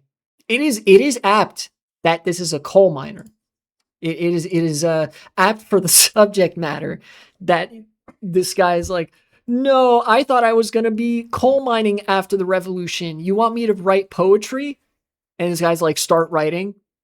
I support this. I feel like people need to be way the fuck better educated. particularly with regards to the humanities and social sciences. Like that, some people have gotten black pilled to the point that they argue that like maybe we made education too universal. I disagree. We didn't make education universal enough. All of the advances of liberalism of the 20th century are attributable, at least in part, to a increased access to higher education in the social sciences. Do I agree with the narrative that college is what everybody is supposed to do? No. However, I don't think that we should allow a society in which, like, society should never be permitted to get to the point where there are some people that are just completely ignorant of any socioeconomic or sociopolitical literacy and like critical thinking skills. And that is something that you can address with education, right?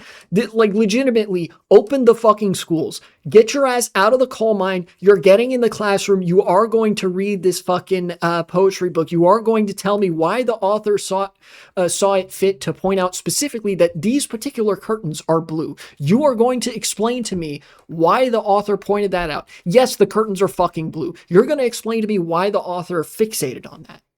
Right? You're not going to leave here until you've developed the fucking critical thinking skills to understand like what social message is in this book or whatever. Right?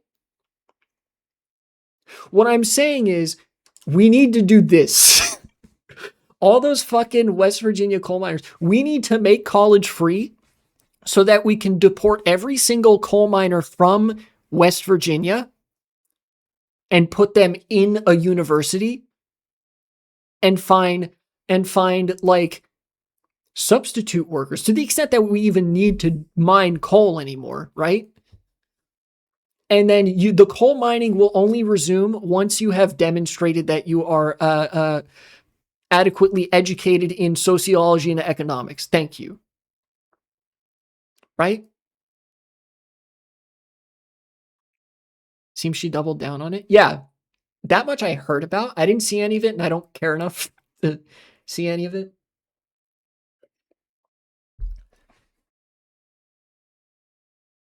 But I think what I'm saying this in reference to is that West Virginians are like this. You can watch like More Perfect Union videos that talk to coal miners in West Virginia. They are all like this. They're like, I love my coal mining and shit. You know, hate like educated people. I hate the ivory tower elites. I love coal, simple as, right? Like this, and this actual like anti-education bias is profoundly destabilizing and negative as an influence on society. Like democracy, if democracy is going to exist, it cannot survive people like this. And I don't just mean people that aren't especially well educated that work in the coal mines. I mean people who are like slavishly devoted to subservience as a concept to the degree that they are unable and unwilling to engage with education as a concept, right? Like coal miners in West Virginia aren't just uneducated, they are anti-education. They are anti-being educated. There's like a bias against intelligence and a bias towards servant work, right? Towards the kind of work that is exploitative, that is painful, that is like profound suffering, right? Like coal mines, if you've ever seen the inside of a coal mine, that shit is rough. Conditions have not improved all that much since like the early 20th century. Sure, you're less likely to die from a drastic accident, but you're just as likely to walk away with fucking black lung, right?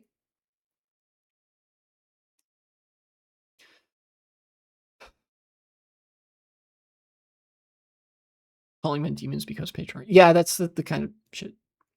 Yeah, no more anti-intellectual puppy girls. We need a total and complete shutdown of uneducated, anti-intellectual puppy girls until we can figure out what the hell is going on. Right?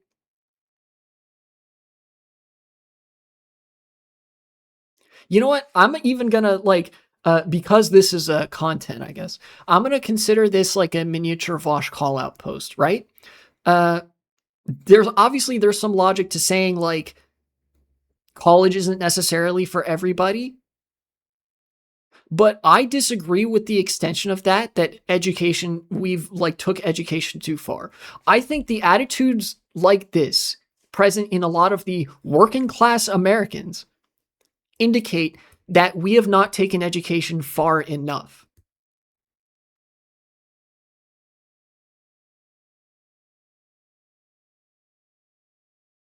Legitimately, like, you give these people like a sociology 101 class, they will probably hate it because they are anti-education. But if you fucking put, this is like, I'm out authoritarian in like the auth left people. We are going to reopen the fucking education camps, in parentheses college. You're gonna take mandatory sociology and economics classes, you know? And for that, I think democracy would survive better. I think it would weather this storm better. In fact, part of the reason that democracy is in the spot that it's in, reaction is driven by a profound emotionally motivated stupidity, and lack of critical thinking skills and, sociopathy. Basically, I'm saying that like this is not an immutable brain state, and education can address this.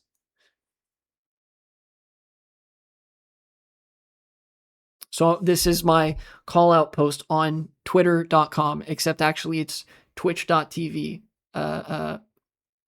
Yeah, education did not go far enough. I think part of dark woke is that you reopen the schools and you put everybody in the re-education camps, which is actually just you go to college for free. And everybody should be required to have some degree of education in economics, sociology, political science, or like civics, etc. You know, and before people say that like Europe is suffering from the same problems, a thing that I've also said, I know the European education system is not exempt from this flaw. Again, this is an instance where Europe has it better, but they still suffer from the same problem.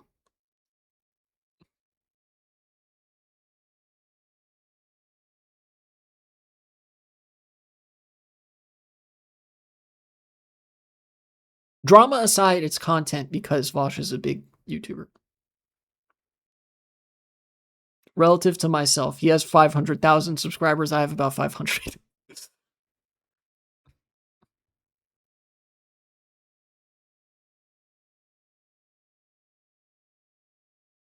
We have a signature called ethical values, but people can choose it or religion. Yeah, okay, there's one such flaw. You shouldn't be able to choose between, okay, the study of ethics or like theology.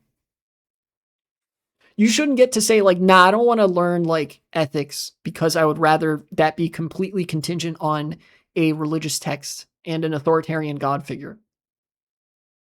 Please, like, come on. I think if anything, that's evidence that like education has not gone far enough.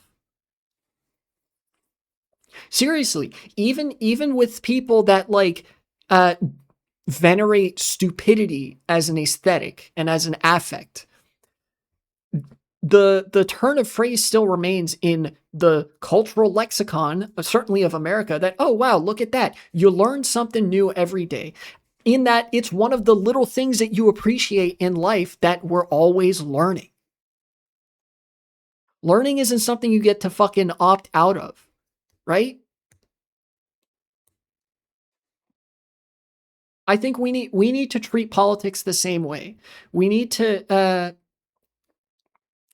treat the stupidity of the masses as the issue that it is, and address it not just with like targeting propaganda and whatnot, addressing the propaganda that keeps people stupid, but by like building up an affirmative base of education and critical thinking that makes it harder for people to be propagandized in the first place. That is one of the most critical defense mechanisms of socialism, democracy, liberalism. Any ideology that has positive aspirations for the world relies on education as a bulwark.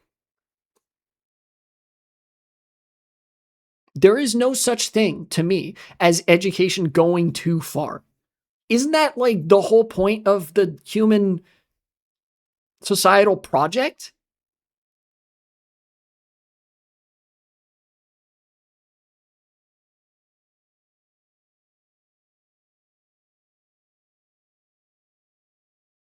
Anyways, education is something I care a lot about, which is why I dragged that out for so long. Um, Either way, Dark Woke is coming back. I support Dark Woke. Number one Dark Woke enjoyer. Shout outs Kyle Kalinske, I guess, or something. Um, and this to me is Dark Woke, and we need to start doing this. The revolution will happen. The vanguard will compel all the coal miners to go to school. You will learn the fucking sociology. You will explain why the curtains are blue. Thank you.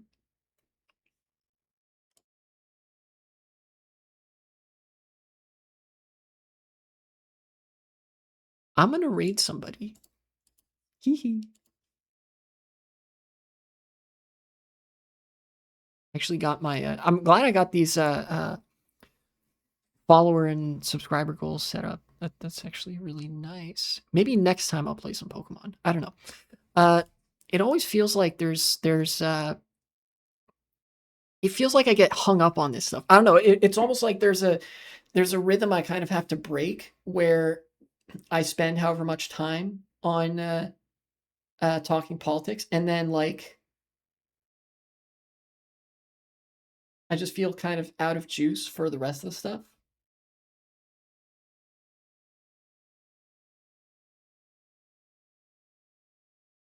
No, you know what? Let me look at my schedule. Let me look at something here.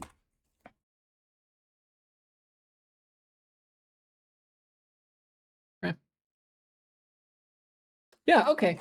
You know what? Maybe I will play a little bit of Pokemon. I actually didn't have anything else to do today. I got everything done. Surprisingly, I did everything.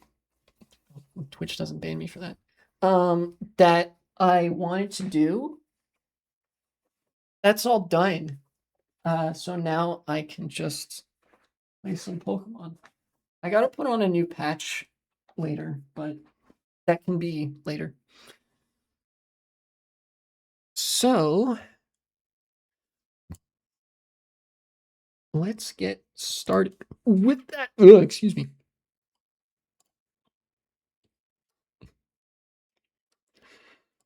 Um,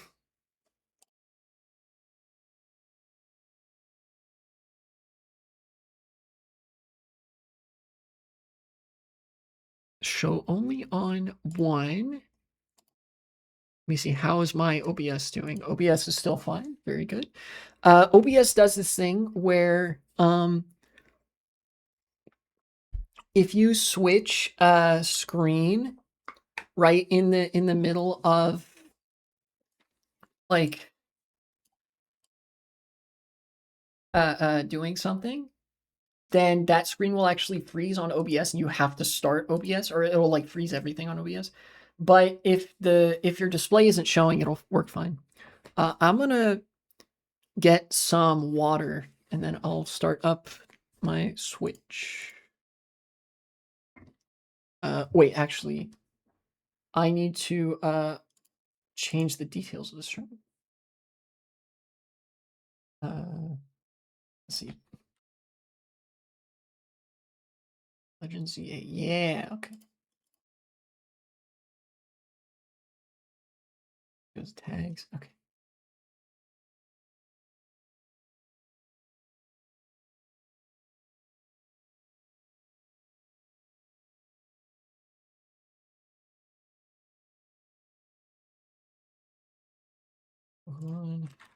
Pokemon Legends EA. Okay, good, good, good, good, good. All right, I'll get some water and I'll be back.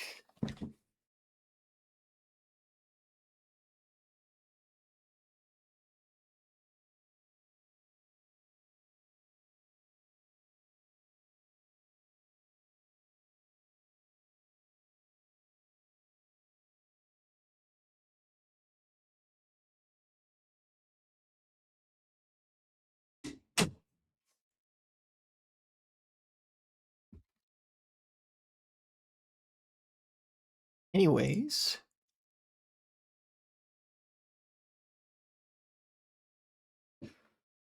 Nintendo Switch. Nintendo Switch 2, rather. Let's do it. Okay. Monitor 2.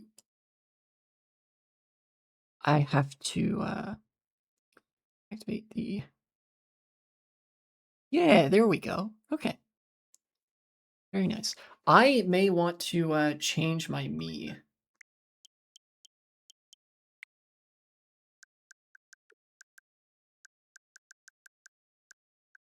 Where's the Mii function? No, where is it?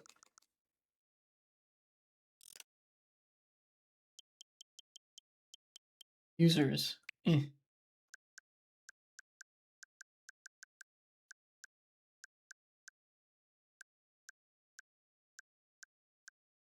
No. Mii, yes. Okay, create edit a Mii. I'm gonna edit my Mii. Okay. Face.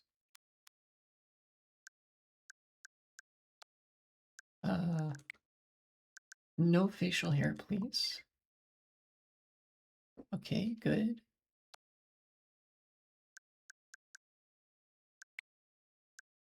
There we go. Favorite color. My favorite color is actually red, but the blue goes better. Is less harsh to look at, so we're keeping that. Maybe, you know what? Maybe light blue. I really like light blue.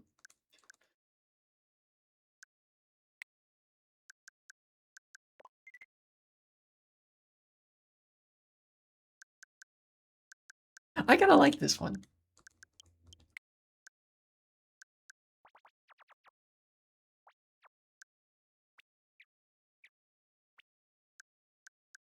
Yeah, that's good. I like it. I don't think I even need to change that much else.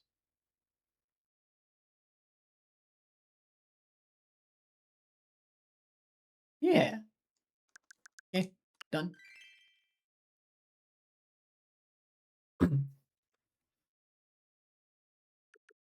Yay.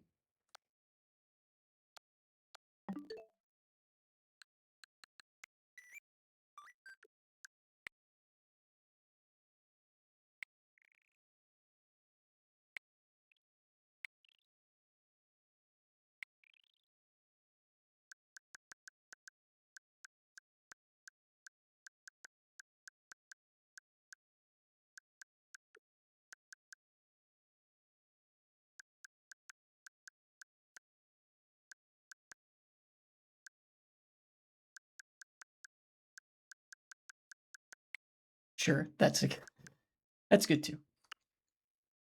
Yay.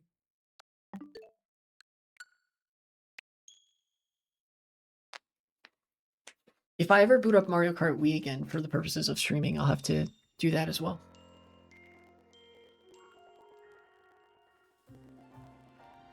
Okay, where was I? I need to... Oh, yeah, that's right. I need to go... Wait.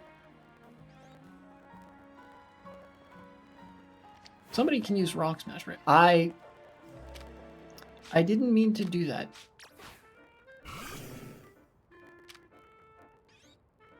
Oh, right. You come back.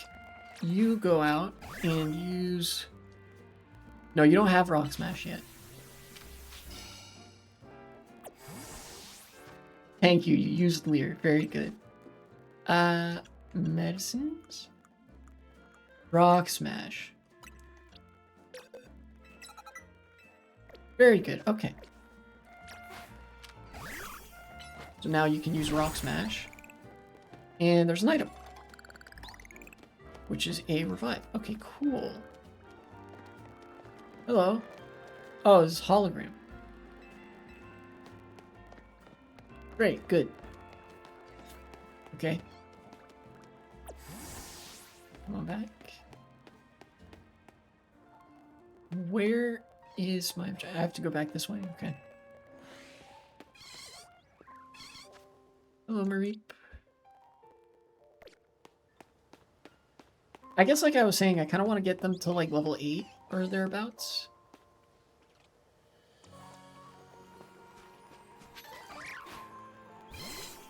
Oh, do we need to do that?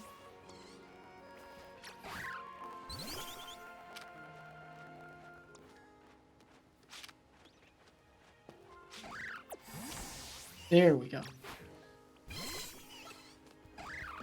Oh, I've been spotted. Metal Gear type shit.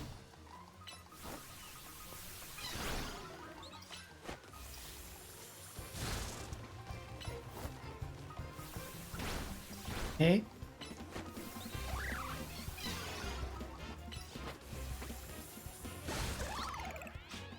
Okay.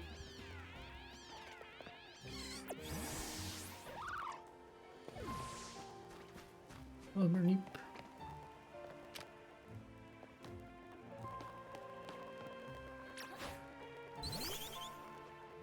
Oh, I have to just attack them unprompted. It actually did not occur to me when I was just running around playing with my Pokemon that the way to engage in a battle like this was just to fucking start swinging.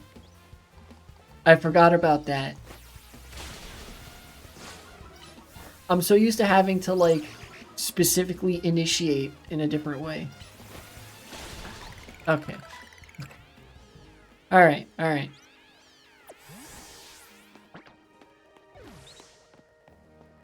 Turn to their normal speed.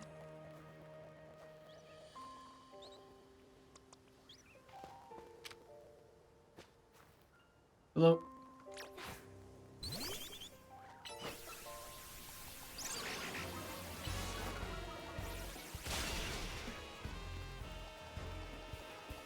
Okay. Oh, okay, those little dots are what stats you have and whether they've been lowered or not. Okay, interesting. So that's how that is displayed. Movement speeds return to normal. I guess I could just grind with like Scatterbug and Weedle and shit.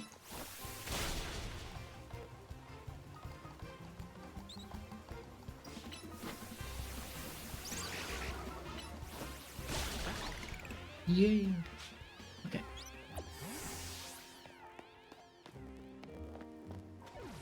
What's this? Pretty Feather.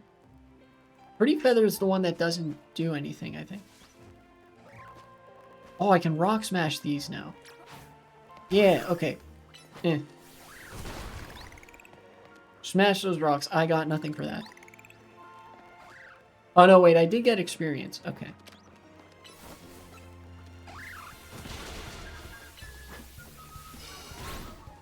On this, if I was in this universe, I'd fight alongside with my animals. Yeah, dude, I probably would too.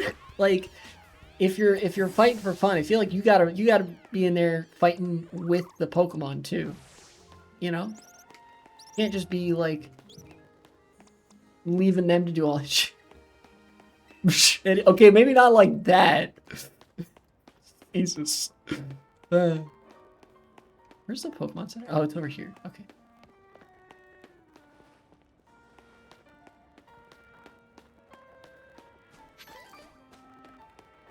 Can't run any faster than this, I think. No, wait, I can. If I hold B. Oh, it's a side quest. Heal my Pokemon, please.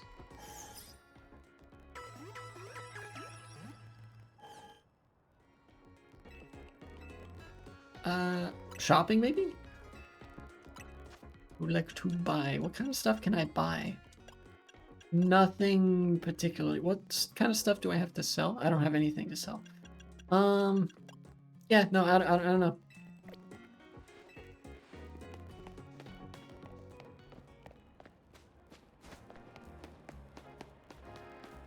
Oh, what's this? Hello? I can't seat you at the moment. Okay. There's an open table right here. Dang.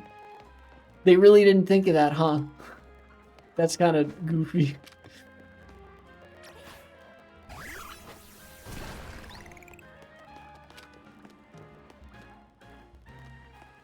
Oh, okay, so they're having me smash the rock so I can go over that way.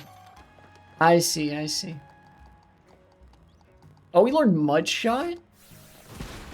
That's kind of not good, because Bunnelby and Diggersby are physical attackers.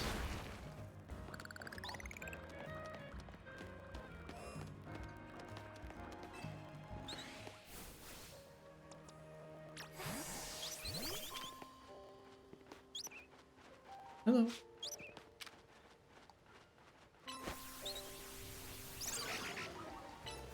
Eh. Both of us only have Peck and Growl, so we're gonna...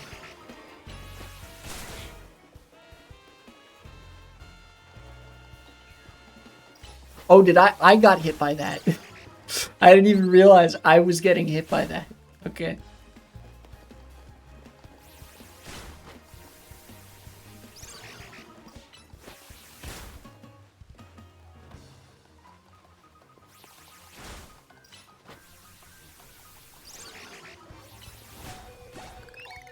Oh, what? No, you couldn't come back.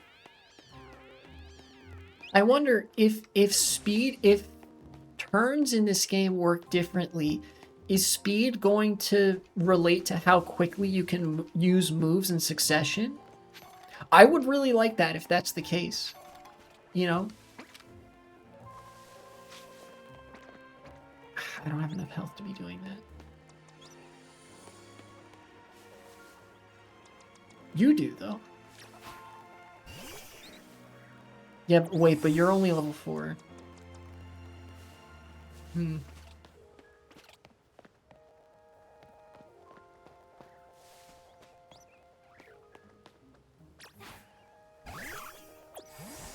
You know what? I'll just have you... What's my team looking like? Level 5, level 6, level 5, level 4. Okay. Wait, hold on. You come back, and you go out there, and you use Rock Smash. Get him real good. Oh, what are you hitting me for? Okay.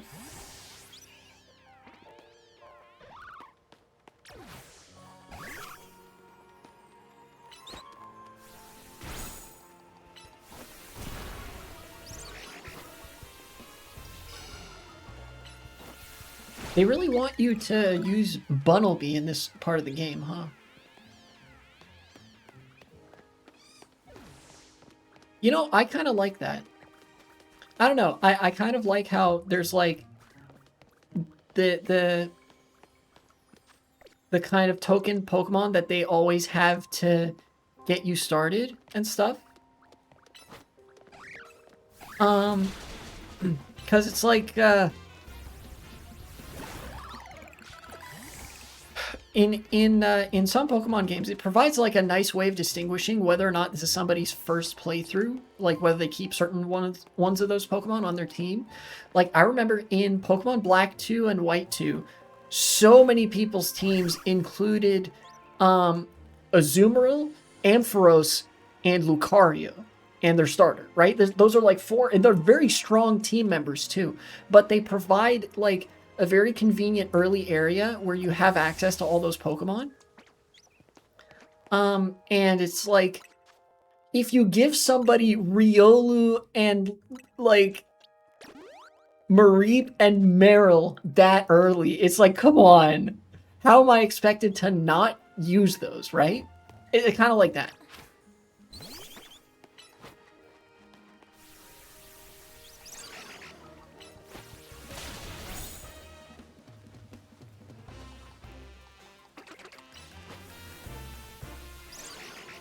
Also, I've been playing a lot of Pokerogue lately.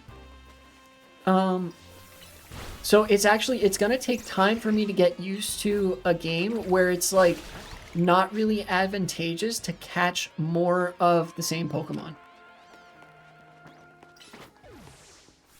You know?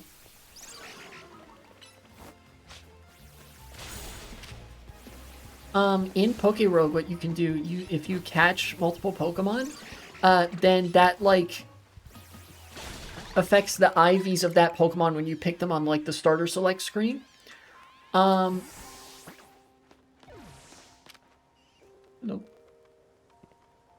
And it also affects what natures you can pick and whatever. Basically, all the best traits of all the Pokemon you've caught in Pokeroad contribute to what that Pokemon is like on the main starter select screen. Which makes it way the fuck easier to get a Pokemon with like perfect IVs. You know? Not to say it's easy, it's easier.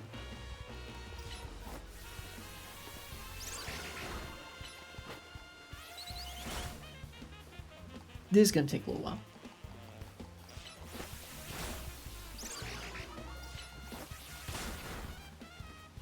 One more peck should do it, I think.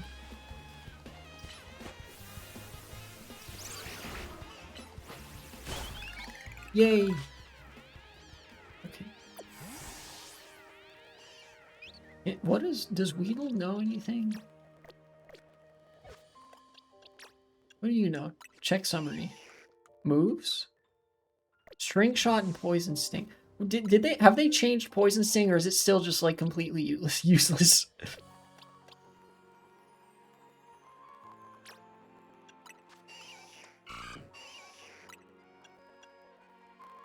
30. Okay, it's still it's not useless. It's still not great, but okay.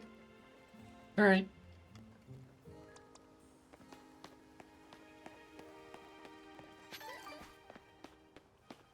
Kelpsie Berry. What does that do? That's one of the EV reducing berries, I think. I think Kelpsie does attack EVs, I want to say. Hello, Weedle. Dang.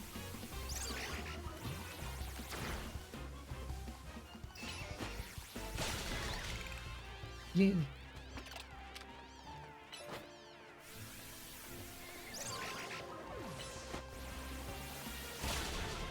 You know, since I'm right here, I may as well.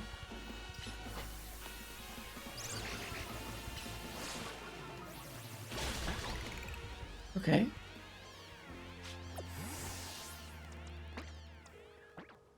Maybe I'll try you out. Yeah, this guy's only level 3. Let me try some of this.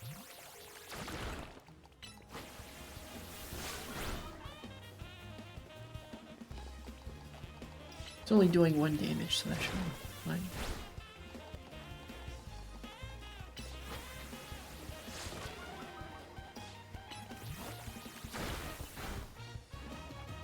They're so tiny.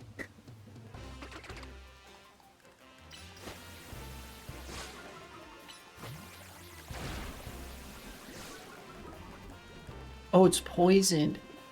How long does, seems like once every 5-ish seconds? That's a pretty nasty poison tick.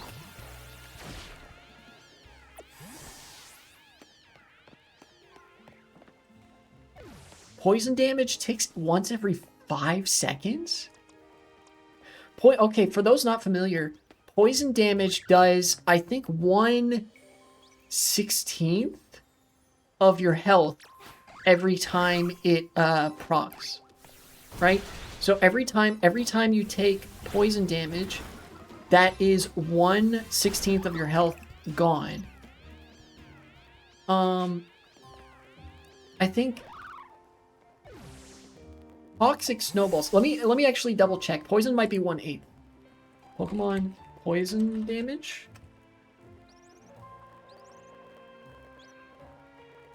Poison status condition.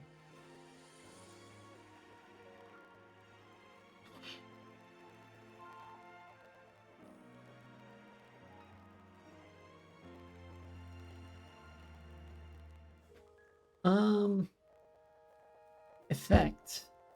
Yeah, a poison Pokemon will take damage equal to 1/16 of its max HP every turn after it attacks or at the end of the turn if it did not attack. Okay. But then in this game, I guess it's once every 5 seconds.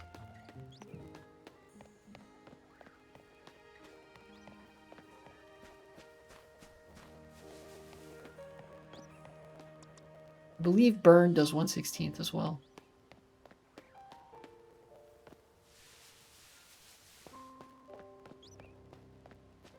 Toxic, I think, starts at 1/16 and then does 1/8 and then 1/4 and then 1/2 or something. It like toxic damage actually increments until it actually does more than 100% of your whole life bar, which is insane. That's why toxic is such a competitively sought after move, or it's something that people have to like plan around sometimes in competitive movesets.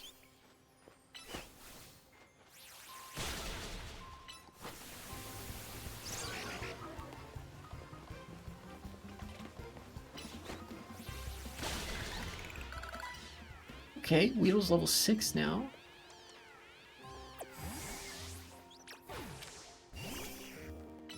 Go get him.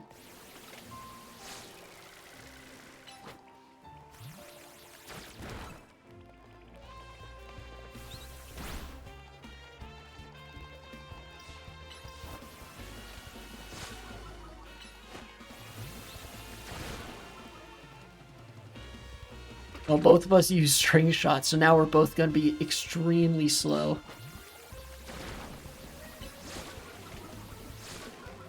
I just realized, hold up, slowing a Pokemon down is actually going to affect how much damage you take from poison, which is crazy.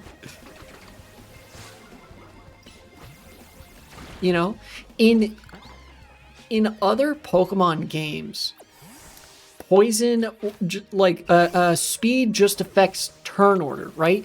Even if your speed is as low as it can possibly go. Like, if you're a Pokemon who has a speed stat of 1 and the opposing Pokemon has a max speed stat of 999, you still move once per turn. You just move after the other Pokemon. With this one, you actually just don't get as many turns, which is nutty. And if poison and burn damage and like status damage occur on like a set timer, that means the slower you are, the more status damage you take. And the faster you are, the less statuses work on you. So there's like a snowballing effect. God, speed is going to be such a meta in this game, I feel. Even more than it is in regular Pokemon games, right? Because in Pokemon games, the speed meta is just a binary of who moves first versus who moves second, you know?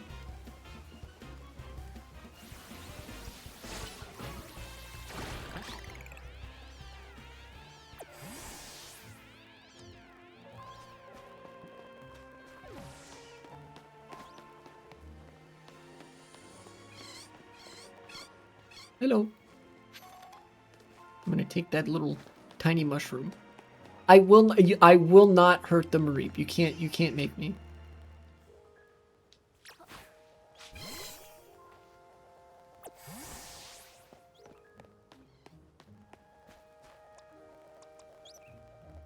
How are my Pokemon looking? Okay. So far, it's just the 2 bug types and Mareep that are not level 8 yet. I may be able to get away with this.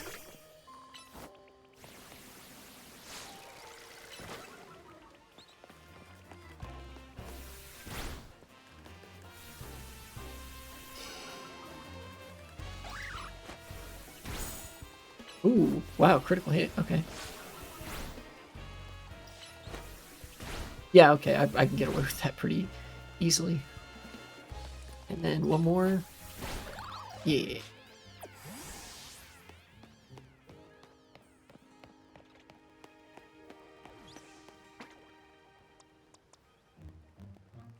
We have Weedle do this one.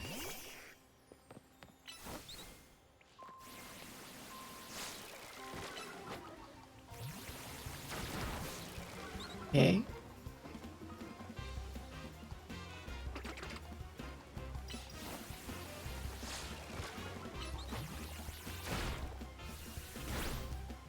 No.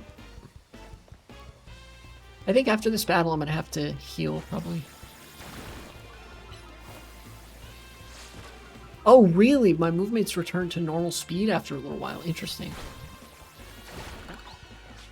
I kind of wonder if that's going to have the effect that they want it to. I don't know.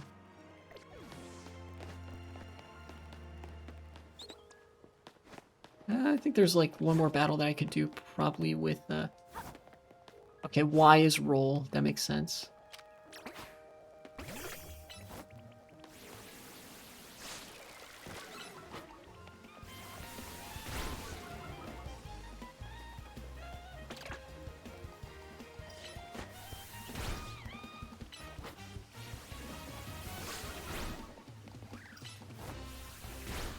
Let me watch. I'm gonna actually watch the feed for okay. For the like movements returning to normal speed.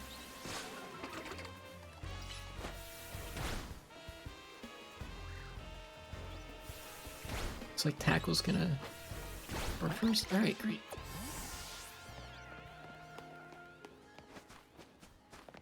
If I find another scatterbug, I could probably let Mareep take it? Probably.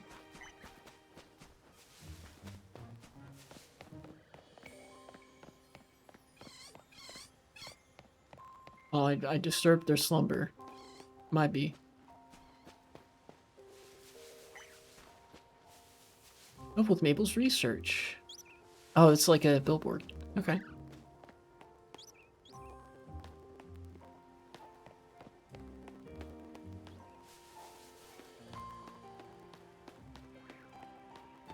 I guess I could go heal now. Yep. And then when I come back, stuff will respawn.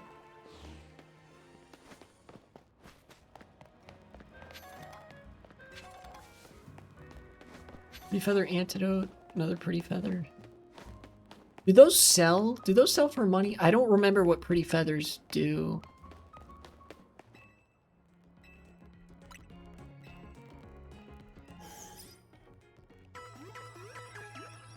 They go in the fucking medical toaster. I'm sorry. It really looked like a toaster. Oh, sell. Okay. Other items, treasures. Oh wow. Okay. All right. In American currency, that's like $5 per feather, which is nutty. Can I buy stuff? What can I buy? Still just medicines so far. And Pokeballs. But, you know. Pokeball's not something that I need that much. That badly, anyway. You're through there, but I'm not through with this yet.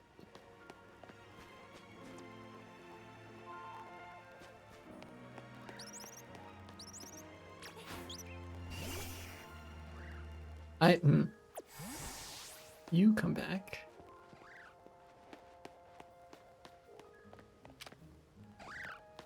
This guy should be fine to battle, I think.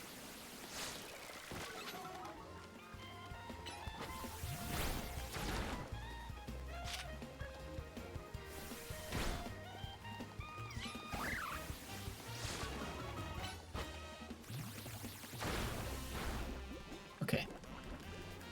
Stop moving so close to me, Buttlebee.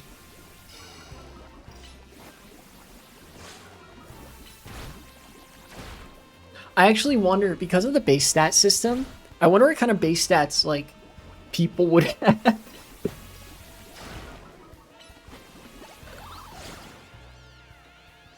Interesting. Okay. That's the second time that's happened. So when you KO a Pokemon from just status damage, nobody gets full experience from it.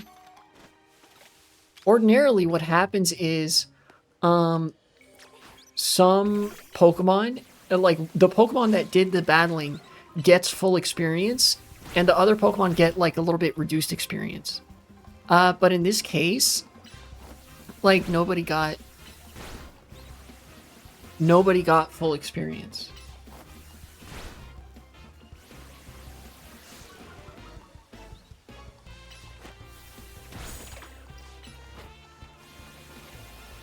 That crit is actually huge. I don't know how, but this level 4 Scatterbug is doing the same amount of damage to me as I am to it.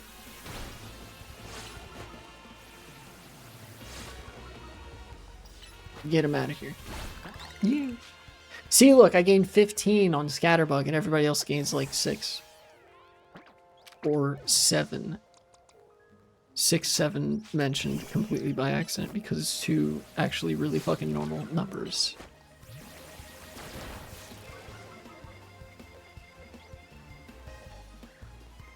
I just hope the same thing doesn't happen this time.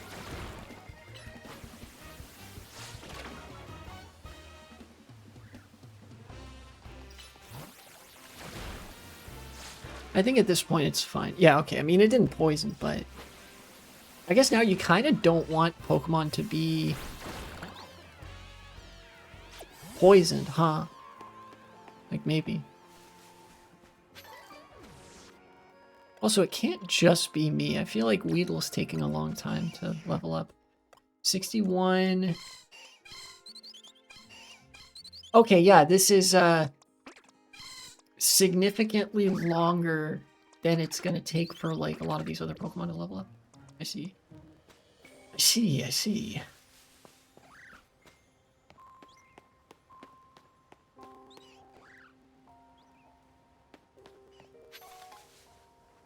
Oh, tiny mushroom. Hi, Weedle.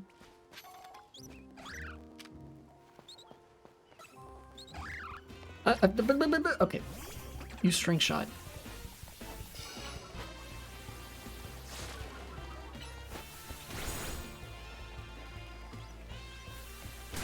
Ow. Can you get me over here?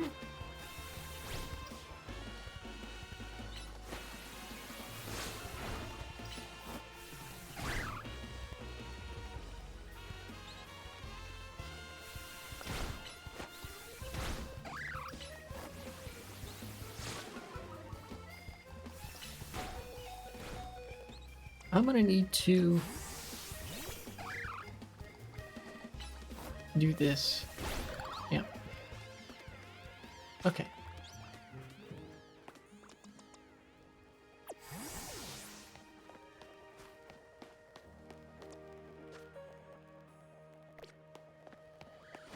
Swaddle kind of went through it.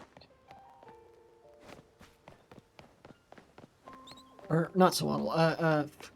I'm mixing up my bug types, and I prefer Swaddle. Thank you. Scatterbug.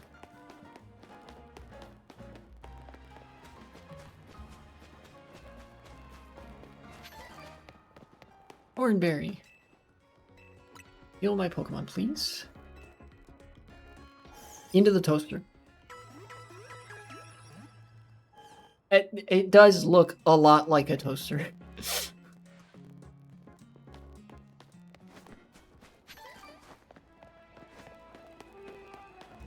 Oh, there's some items over here.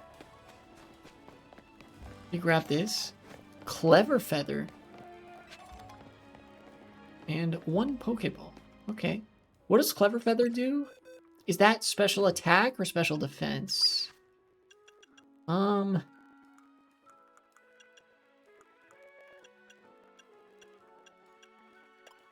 a bunch of berries. Clever Feather. Okay, special defense. I think you want this. Yay. Another pretty feather.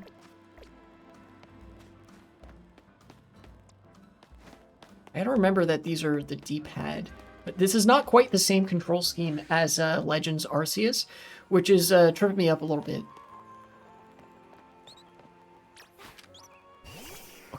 Okay, we're gonna slip in quietly. Get him. Oh. Okay, now get him.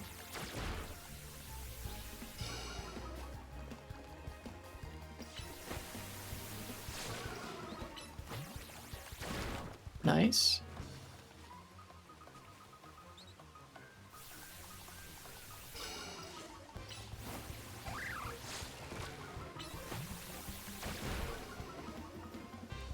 That's not a good sign, I think. I'm just gonna wait for Poison Sting to come back. Yeah. But it even came back first, I didn't need to wait. Only 11 for that, huh? Hmm.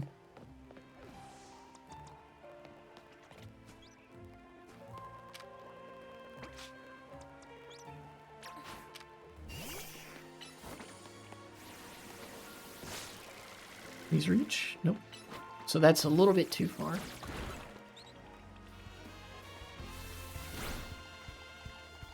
Okay, this tackle's only doing 1. Oh, does my scatterbug maybe have, like, bad IVs or bad nature? That might explain why it's getting, like, kind of beaten up so badly. Oh. Well, scatterbug leveled up. Oh, it learned Stun Sport. I guess that's an opportunity to learn how, paralysis works. I know paralysis slows them down too. I wonder if that's gonna, like, how that's gonna be reflected in this kind of gameplay loop.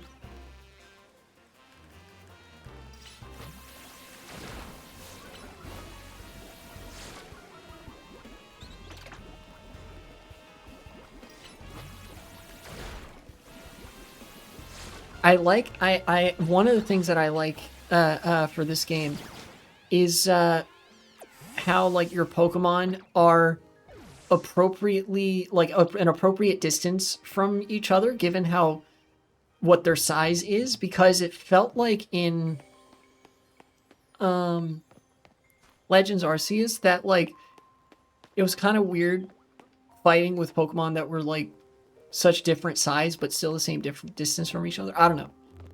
It could be that's, like, not a thing I should be praising. It could be that turns out to not be the case later, but right now that's, like, a nice change of pace.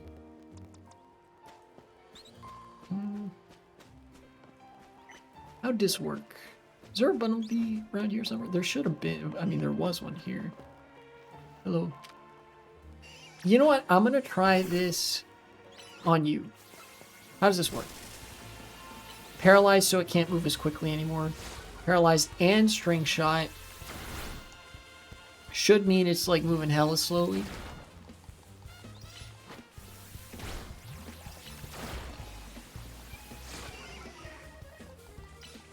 And, okay, so I'm moving considerably faster. And it doesn't seem like the status is changing. Yeah, because it's a status, it's not, like, recovering.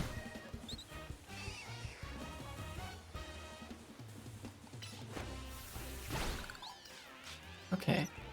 Alright.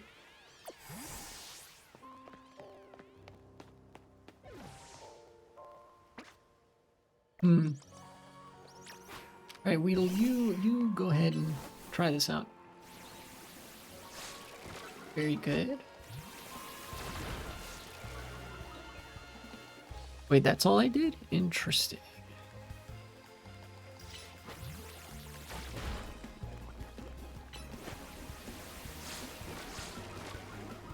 Both using string shot repeatedly?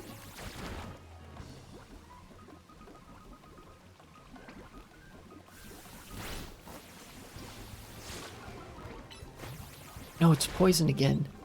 Wait, if I get one more poison sting, I think... Yeah, okay, now I'll get the full experience. Yep.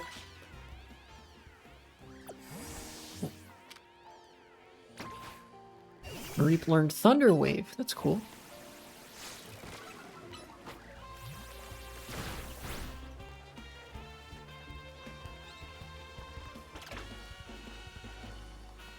Mareep just seems to be gaining experience much quicker than either of my bug Pokemon, which is ironic because the bug-type Pokemon are supposed to be the ones that you can kind of get through the early game with relatively easily. Like, the typical model is that they evolve at, like, level 7 and then level 10, although with Scatterbug, I think that's now level 9 and level 11. You know, and then you get, like, a fully evolved Pokemon whose base stats aren't that good, but, like, certainly better than any unevolved Pokemon you'd be seeing at, like, that point in the game. Can I evolve now? Yes! Okay. Pokemon evolution. Evolve. Yes.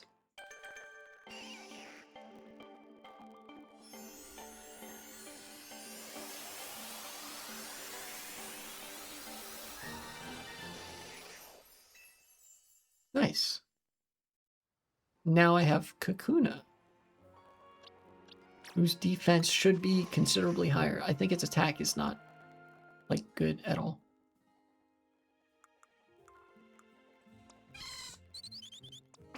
You have 14 defense when the only other Pokemon with that kind of defense is Fletchling, which has specifically a defense up nature.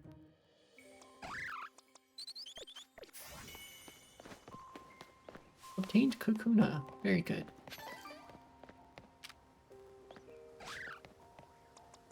I don't think I want to test that right now.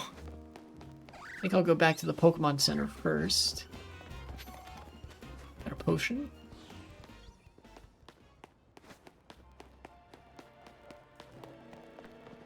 Now it's still just coming down to the 2 bug types of the group. Lost Pokeballs. Once I get them to level 8, maybe I'll check that one out. Muscle Feather. That's physical attack. That much I know. Pokemon's attack stat. Totodile, you want that one. Because you are going to learn some big boy moves later on.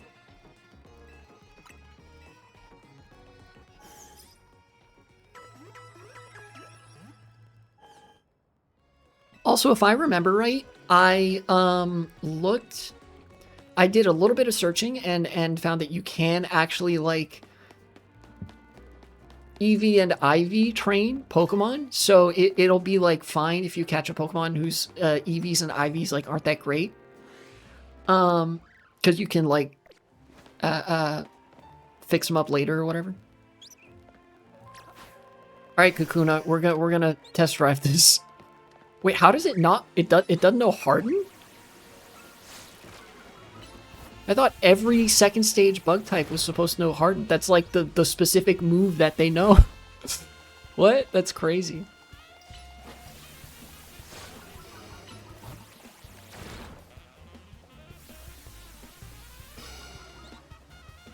Oh, my speed is a lot lower because I'm Kakuna.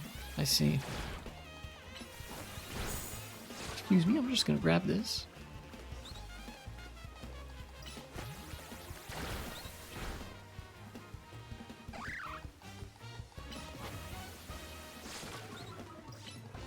Defenses return to normal.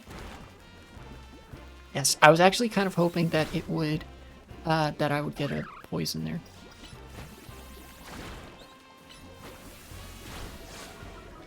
Okay, and then as long as I can get one of these. Yeah. Okay, good. I thought you were supposed to have Harden or something. Change moves?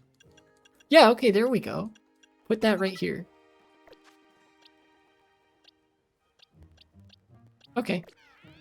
I don't know why it didn't, like, automatically learn that, because I had an open move slot for it. Oh well.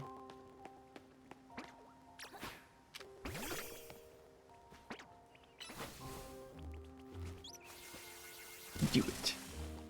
Opening with Stun Spore, I feel like, is really broken because it's a speed debuff that never goes away.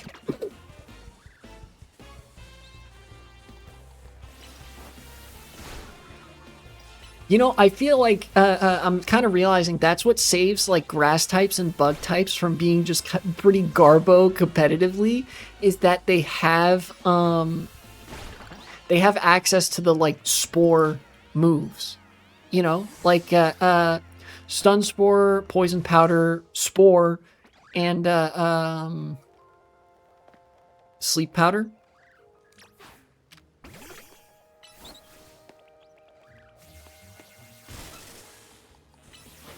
Like, they're really good status setters. Uh-oh, I got into a double battle. I didn't mean to. I didn't mean to. Alright, you need to, take charge here.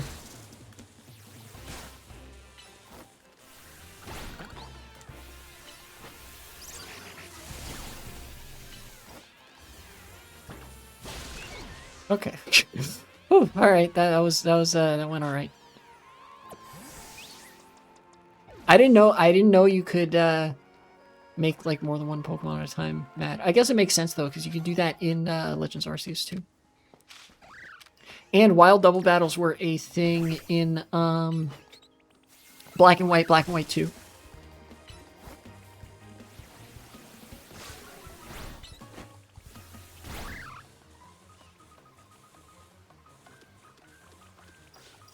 Where you going, bro?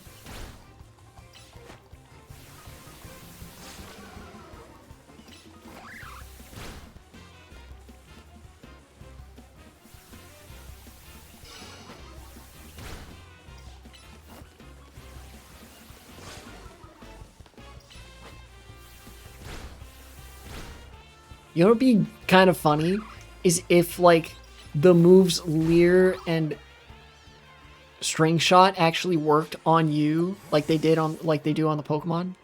Like, a bug type uses String Shot and you get clipped by it, you actually slow down.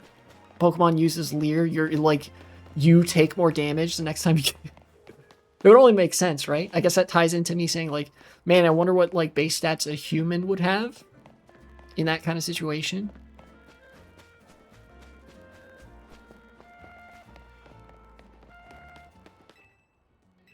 Yes, heal my Pokemon, please.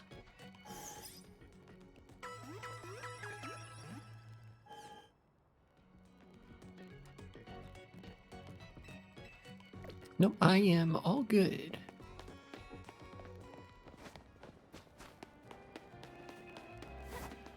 You know, it's funny you mentioned Rattata earlier. I would like to get a Rattata in this game.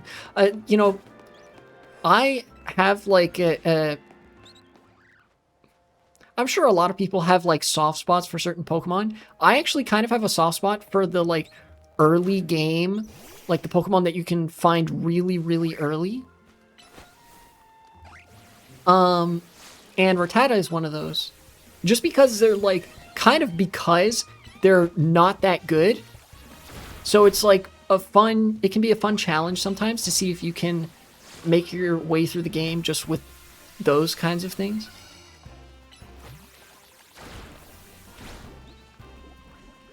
Ruining your stream by sign function log natural log player X times player Y raised to the I. What the fuck? I don't know math. I'm a leftist. Can't do math.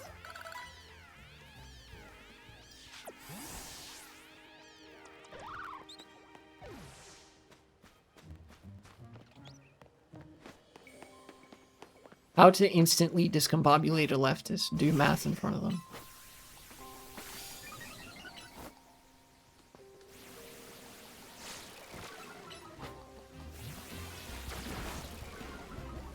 Yeah, my attack is lower. As Kakuna, my attack is lower than it was as Weedle, but my defense is a lot higher, so my damage output ends up being kind of the same, because, like, status and damage over time, and, like, ability to weather the storm certainly is nice, you know? Oh, that's just gonna... Yep, okay. Unfortunate.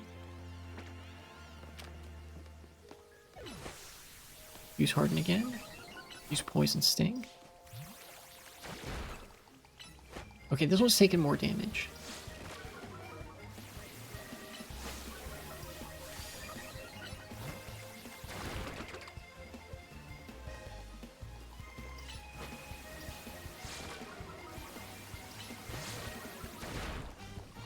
Okay.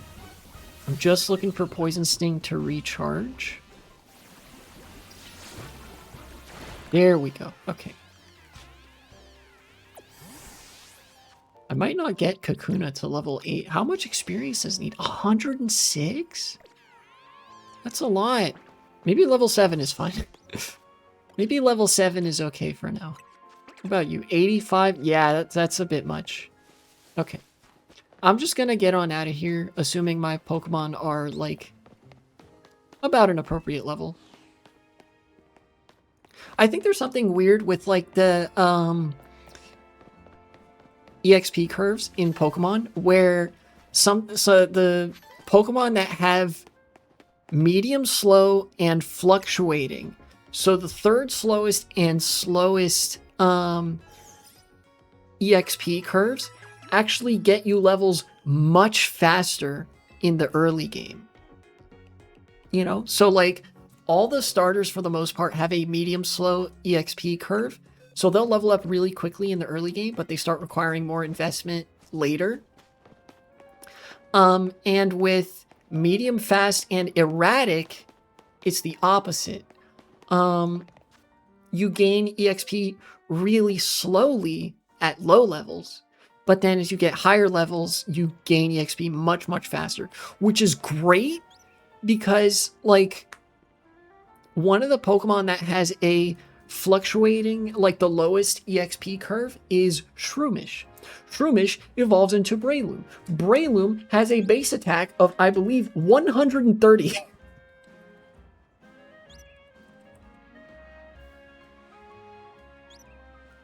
Here, hold on.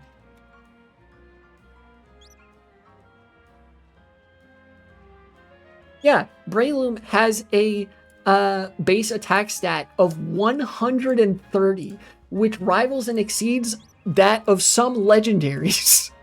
And Shroomish is available very early in the game when you can get Shroomish. And it evolves at level 22. Which is before the fluctuating EXP curve actually drops off. At the level 20s and 30s range, you're still going to be earning EXP at the same pace or faster than a lot of the other Pokemon with a medium slow or medium fast EXP curve, right? Like with the standard EXP curves, fluctuating starts out a lot faster on average, and then it gets much slower later in the levels. But by the time you have like a level 60 Breloom, you're not struggling to find like EXP resources, and you're demolishing everything in front of you because it's Breloom. One of the coolest, might be one of my favorite grass types.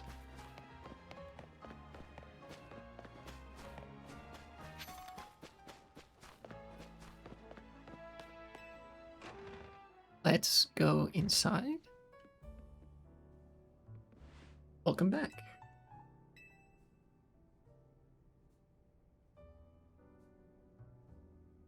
You ever dip fresh baked croissants in café au lait?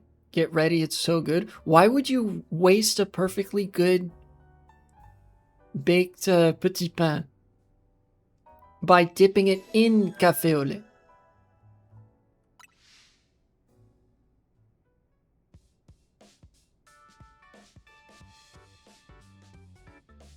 Right? You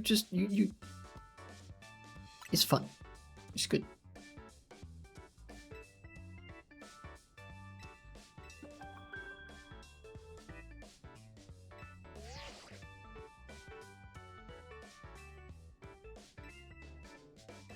Trainer Zach, rank Z. Okay. Who dis? Oh, he looks like he fancies himself a big shot. Trainer who wins will be promoted to rank Y. Okay. Or enough ticket points to obtain a challenger's ticket. That's the part I have a question about. What lets you complete a promotion match? Okay. Once you've earned enough ticket points, your challenger's ticket shows up in your ZA app. Beat other trainers competing in the Royale, types who hang out in battle zones. I see. Okay, so man, I really do have like a way too grindy playstyle, because I was level grinding off the wild Pokemon when I should have just been waiting for this point when I could level grind off trainers. Oh man. Okay. Let's go back out.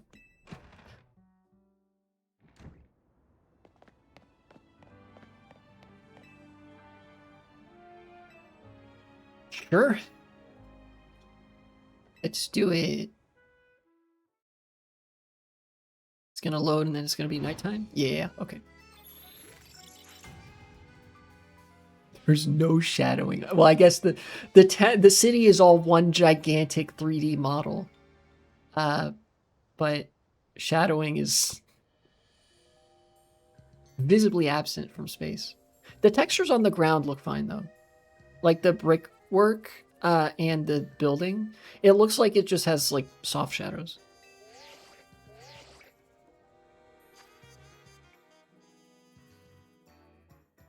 Can I zoom in? Yes, I can. Oh, so okay, this is a battle zone. This is a wild zone. It's wild zone 2. How many wild zones are there? There are 6 wild zones. Okay. At least right now there are. Wild zone 2. Zone 5. Oh, wait. Do these have Pokemon that are like same level? I wonder. I should try adventuring a little bit. Okay.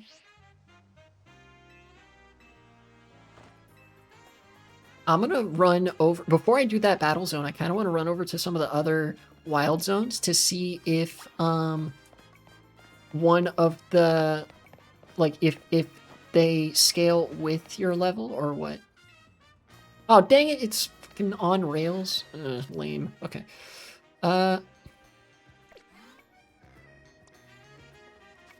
Probably want Bunnelby or Mareep out front. I'll have Bunnelby out front, sure.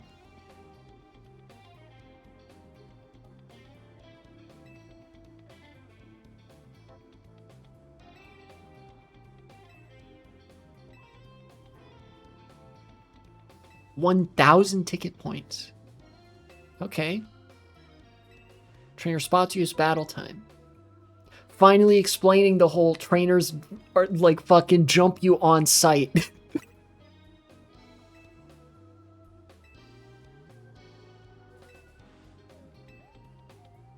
When morning comes, you're out of time. Okay. Need some healing, come by whenever. Okay, thank you. Let me grab this item. Each a berry. Cool. So what we got here? Oh, hello. Please don't attack me. Jesus. Or actually do. But, you know, other trainers should be getting in on the fun too.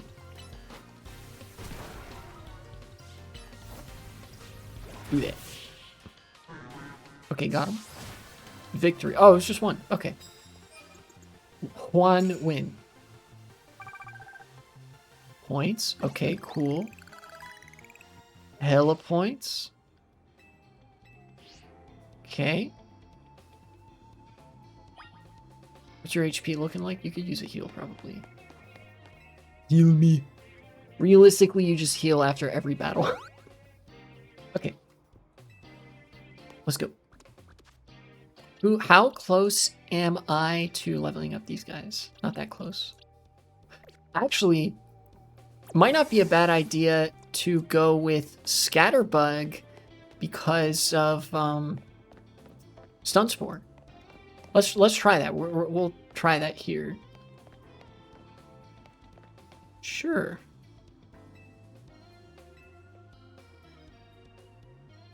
Oh, what? You jump trainers in it? That's crazy. I'm gonna do that. All right, let me try to jump a trainer. I want to do this. Yeah. Okay. I'm gonna go over there with Scatterbug, right?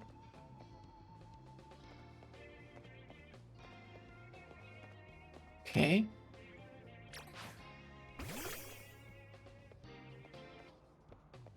You Stun Spore. Do it. Got him. Okay, awesome.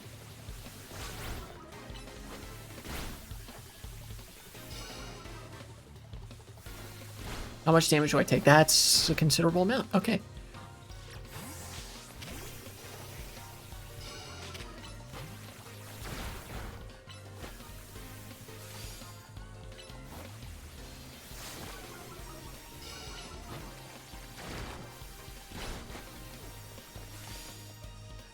Okay.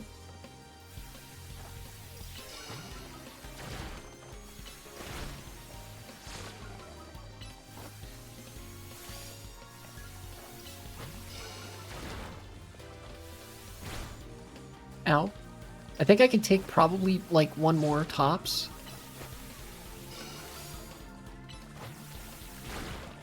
Oh, no, I could take a couple more. Okay.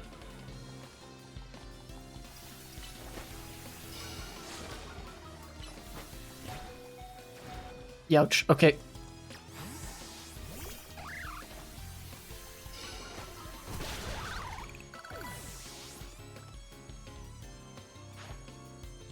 He's got Fletchling. Okay. What is happening? It wasn't registering any of my button presses. Jesus. Okay.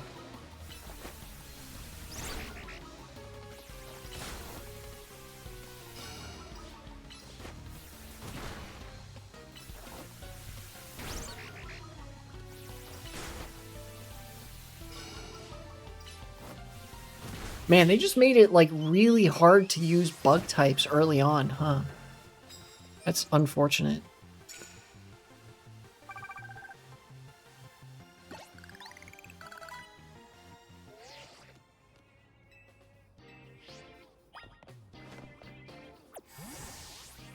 All right, I need heals. That's what I need.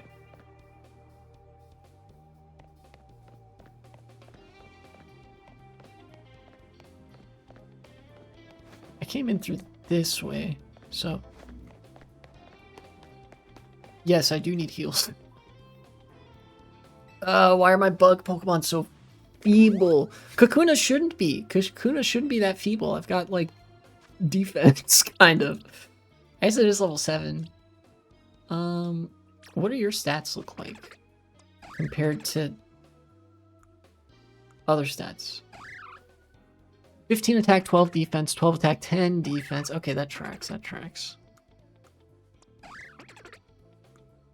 What about Kakuna, though?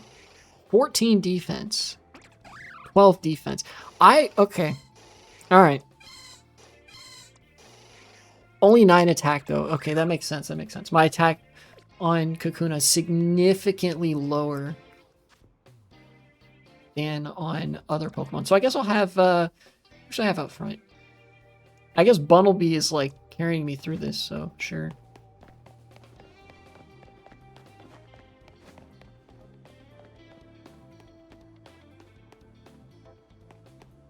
Watch your back in battle zones.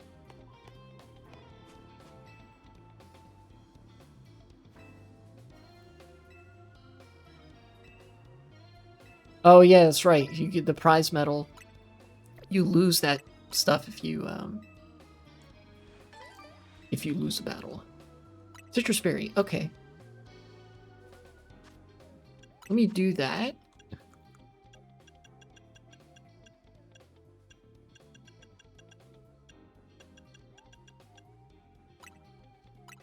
No, don't use. Give it to you. You can hold on to that for a second.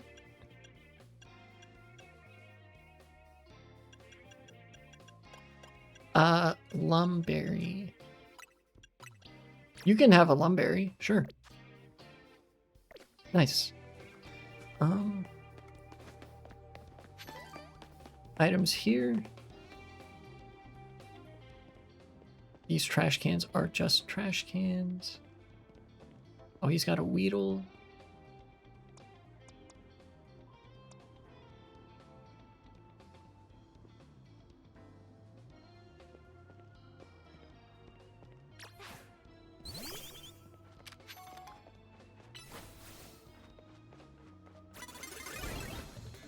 I've been challenged.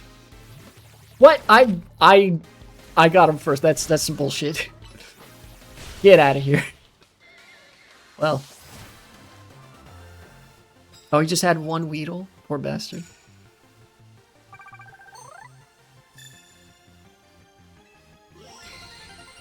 Challenger's ticket obtained. Okay, cool.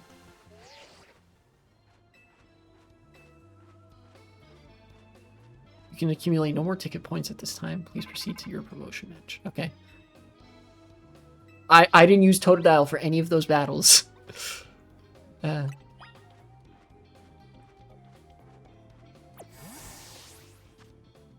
How is your attack looking now? still only 9. He didn't gain any attack from that level up. Unfortunate. Okay.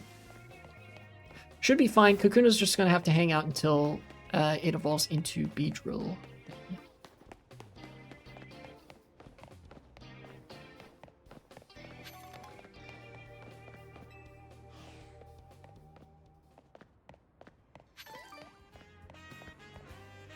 Let me heal first.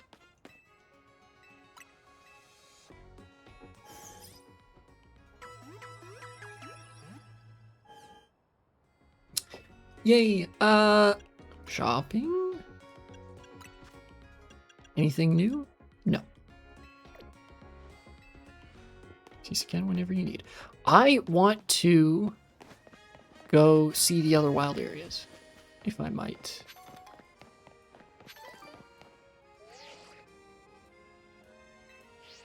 No, game literally doesn't let you. Fuck you. Alright. Game is cordoning me off to the on-rails progression of the... I'm assuming this is still the tutorial phase, but like I know how to play Pokemon. So I'm gonna save actually talking to him for next time as well. Also, he's sitting down on the bench, but I can't. Load of bullshit. Save progress. Very good. Even though it auto saves. And I will now raid somebody. And I'll see you guys in the next one. I'll have to change my stream schedule too. I should be back tomorrow.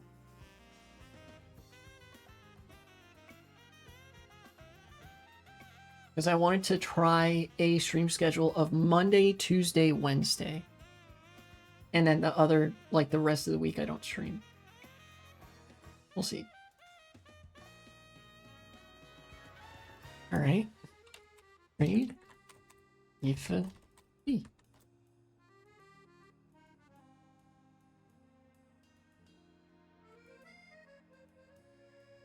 Enjoy the stream of Ifa B. Hope you enjoyed my stream. I'll see y'all tomorrow. We'll see how this new stream schedule works out for me.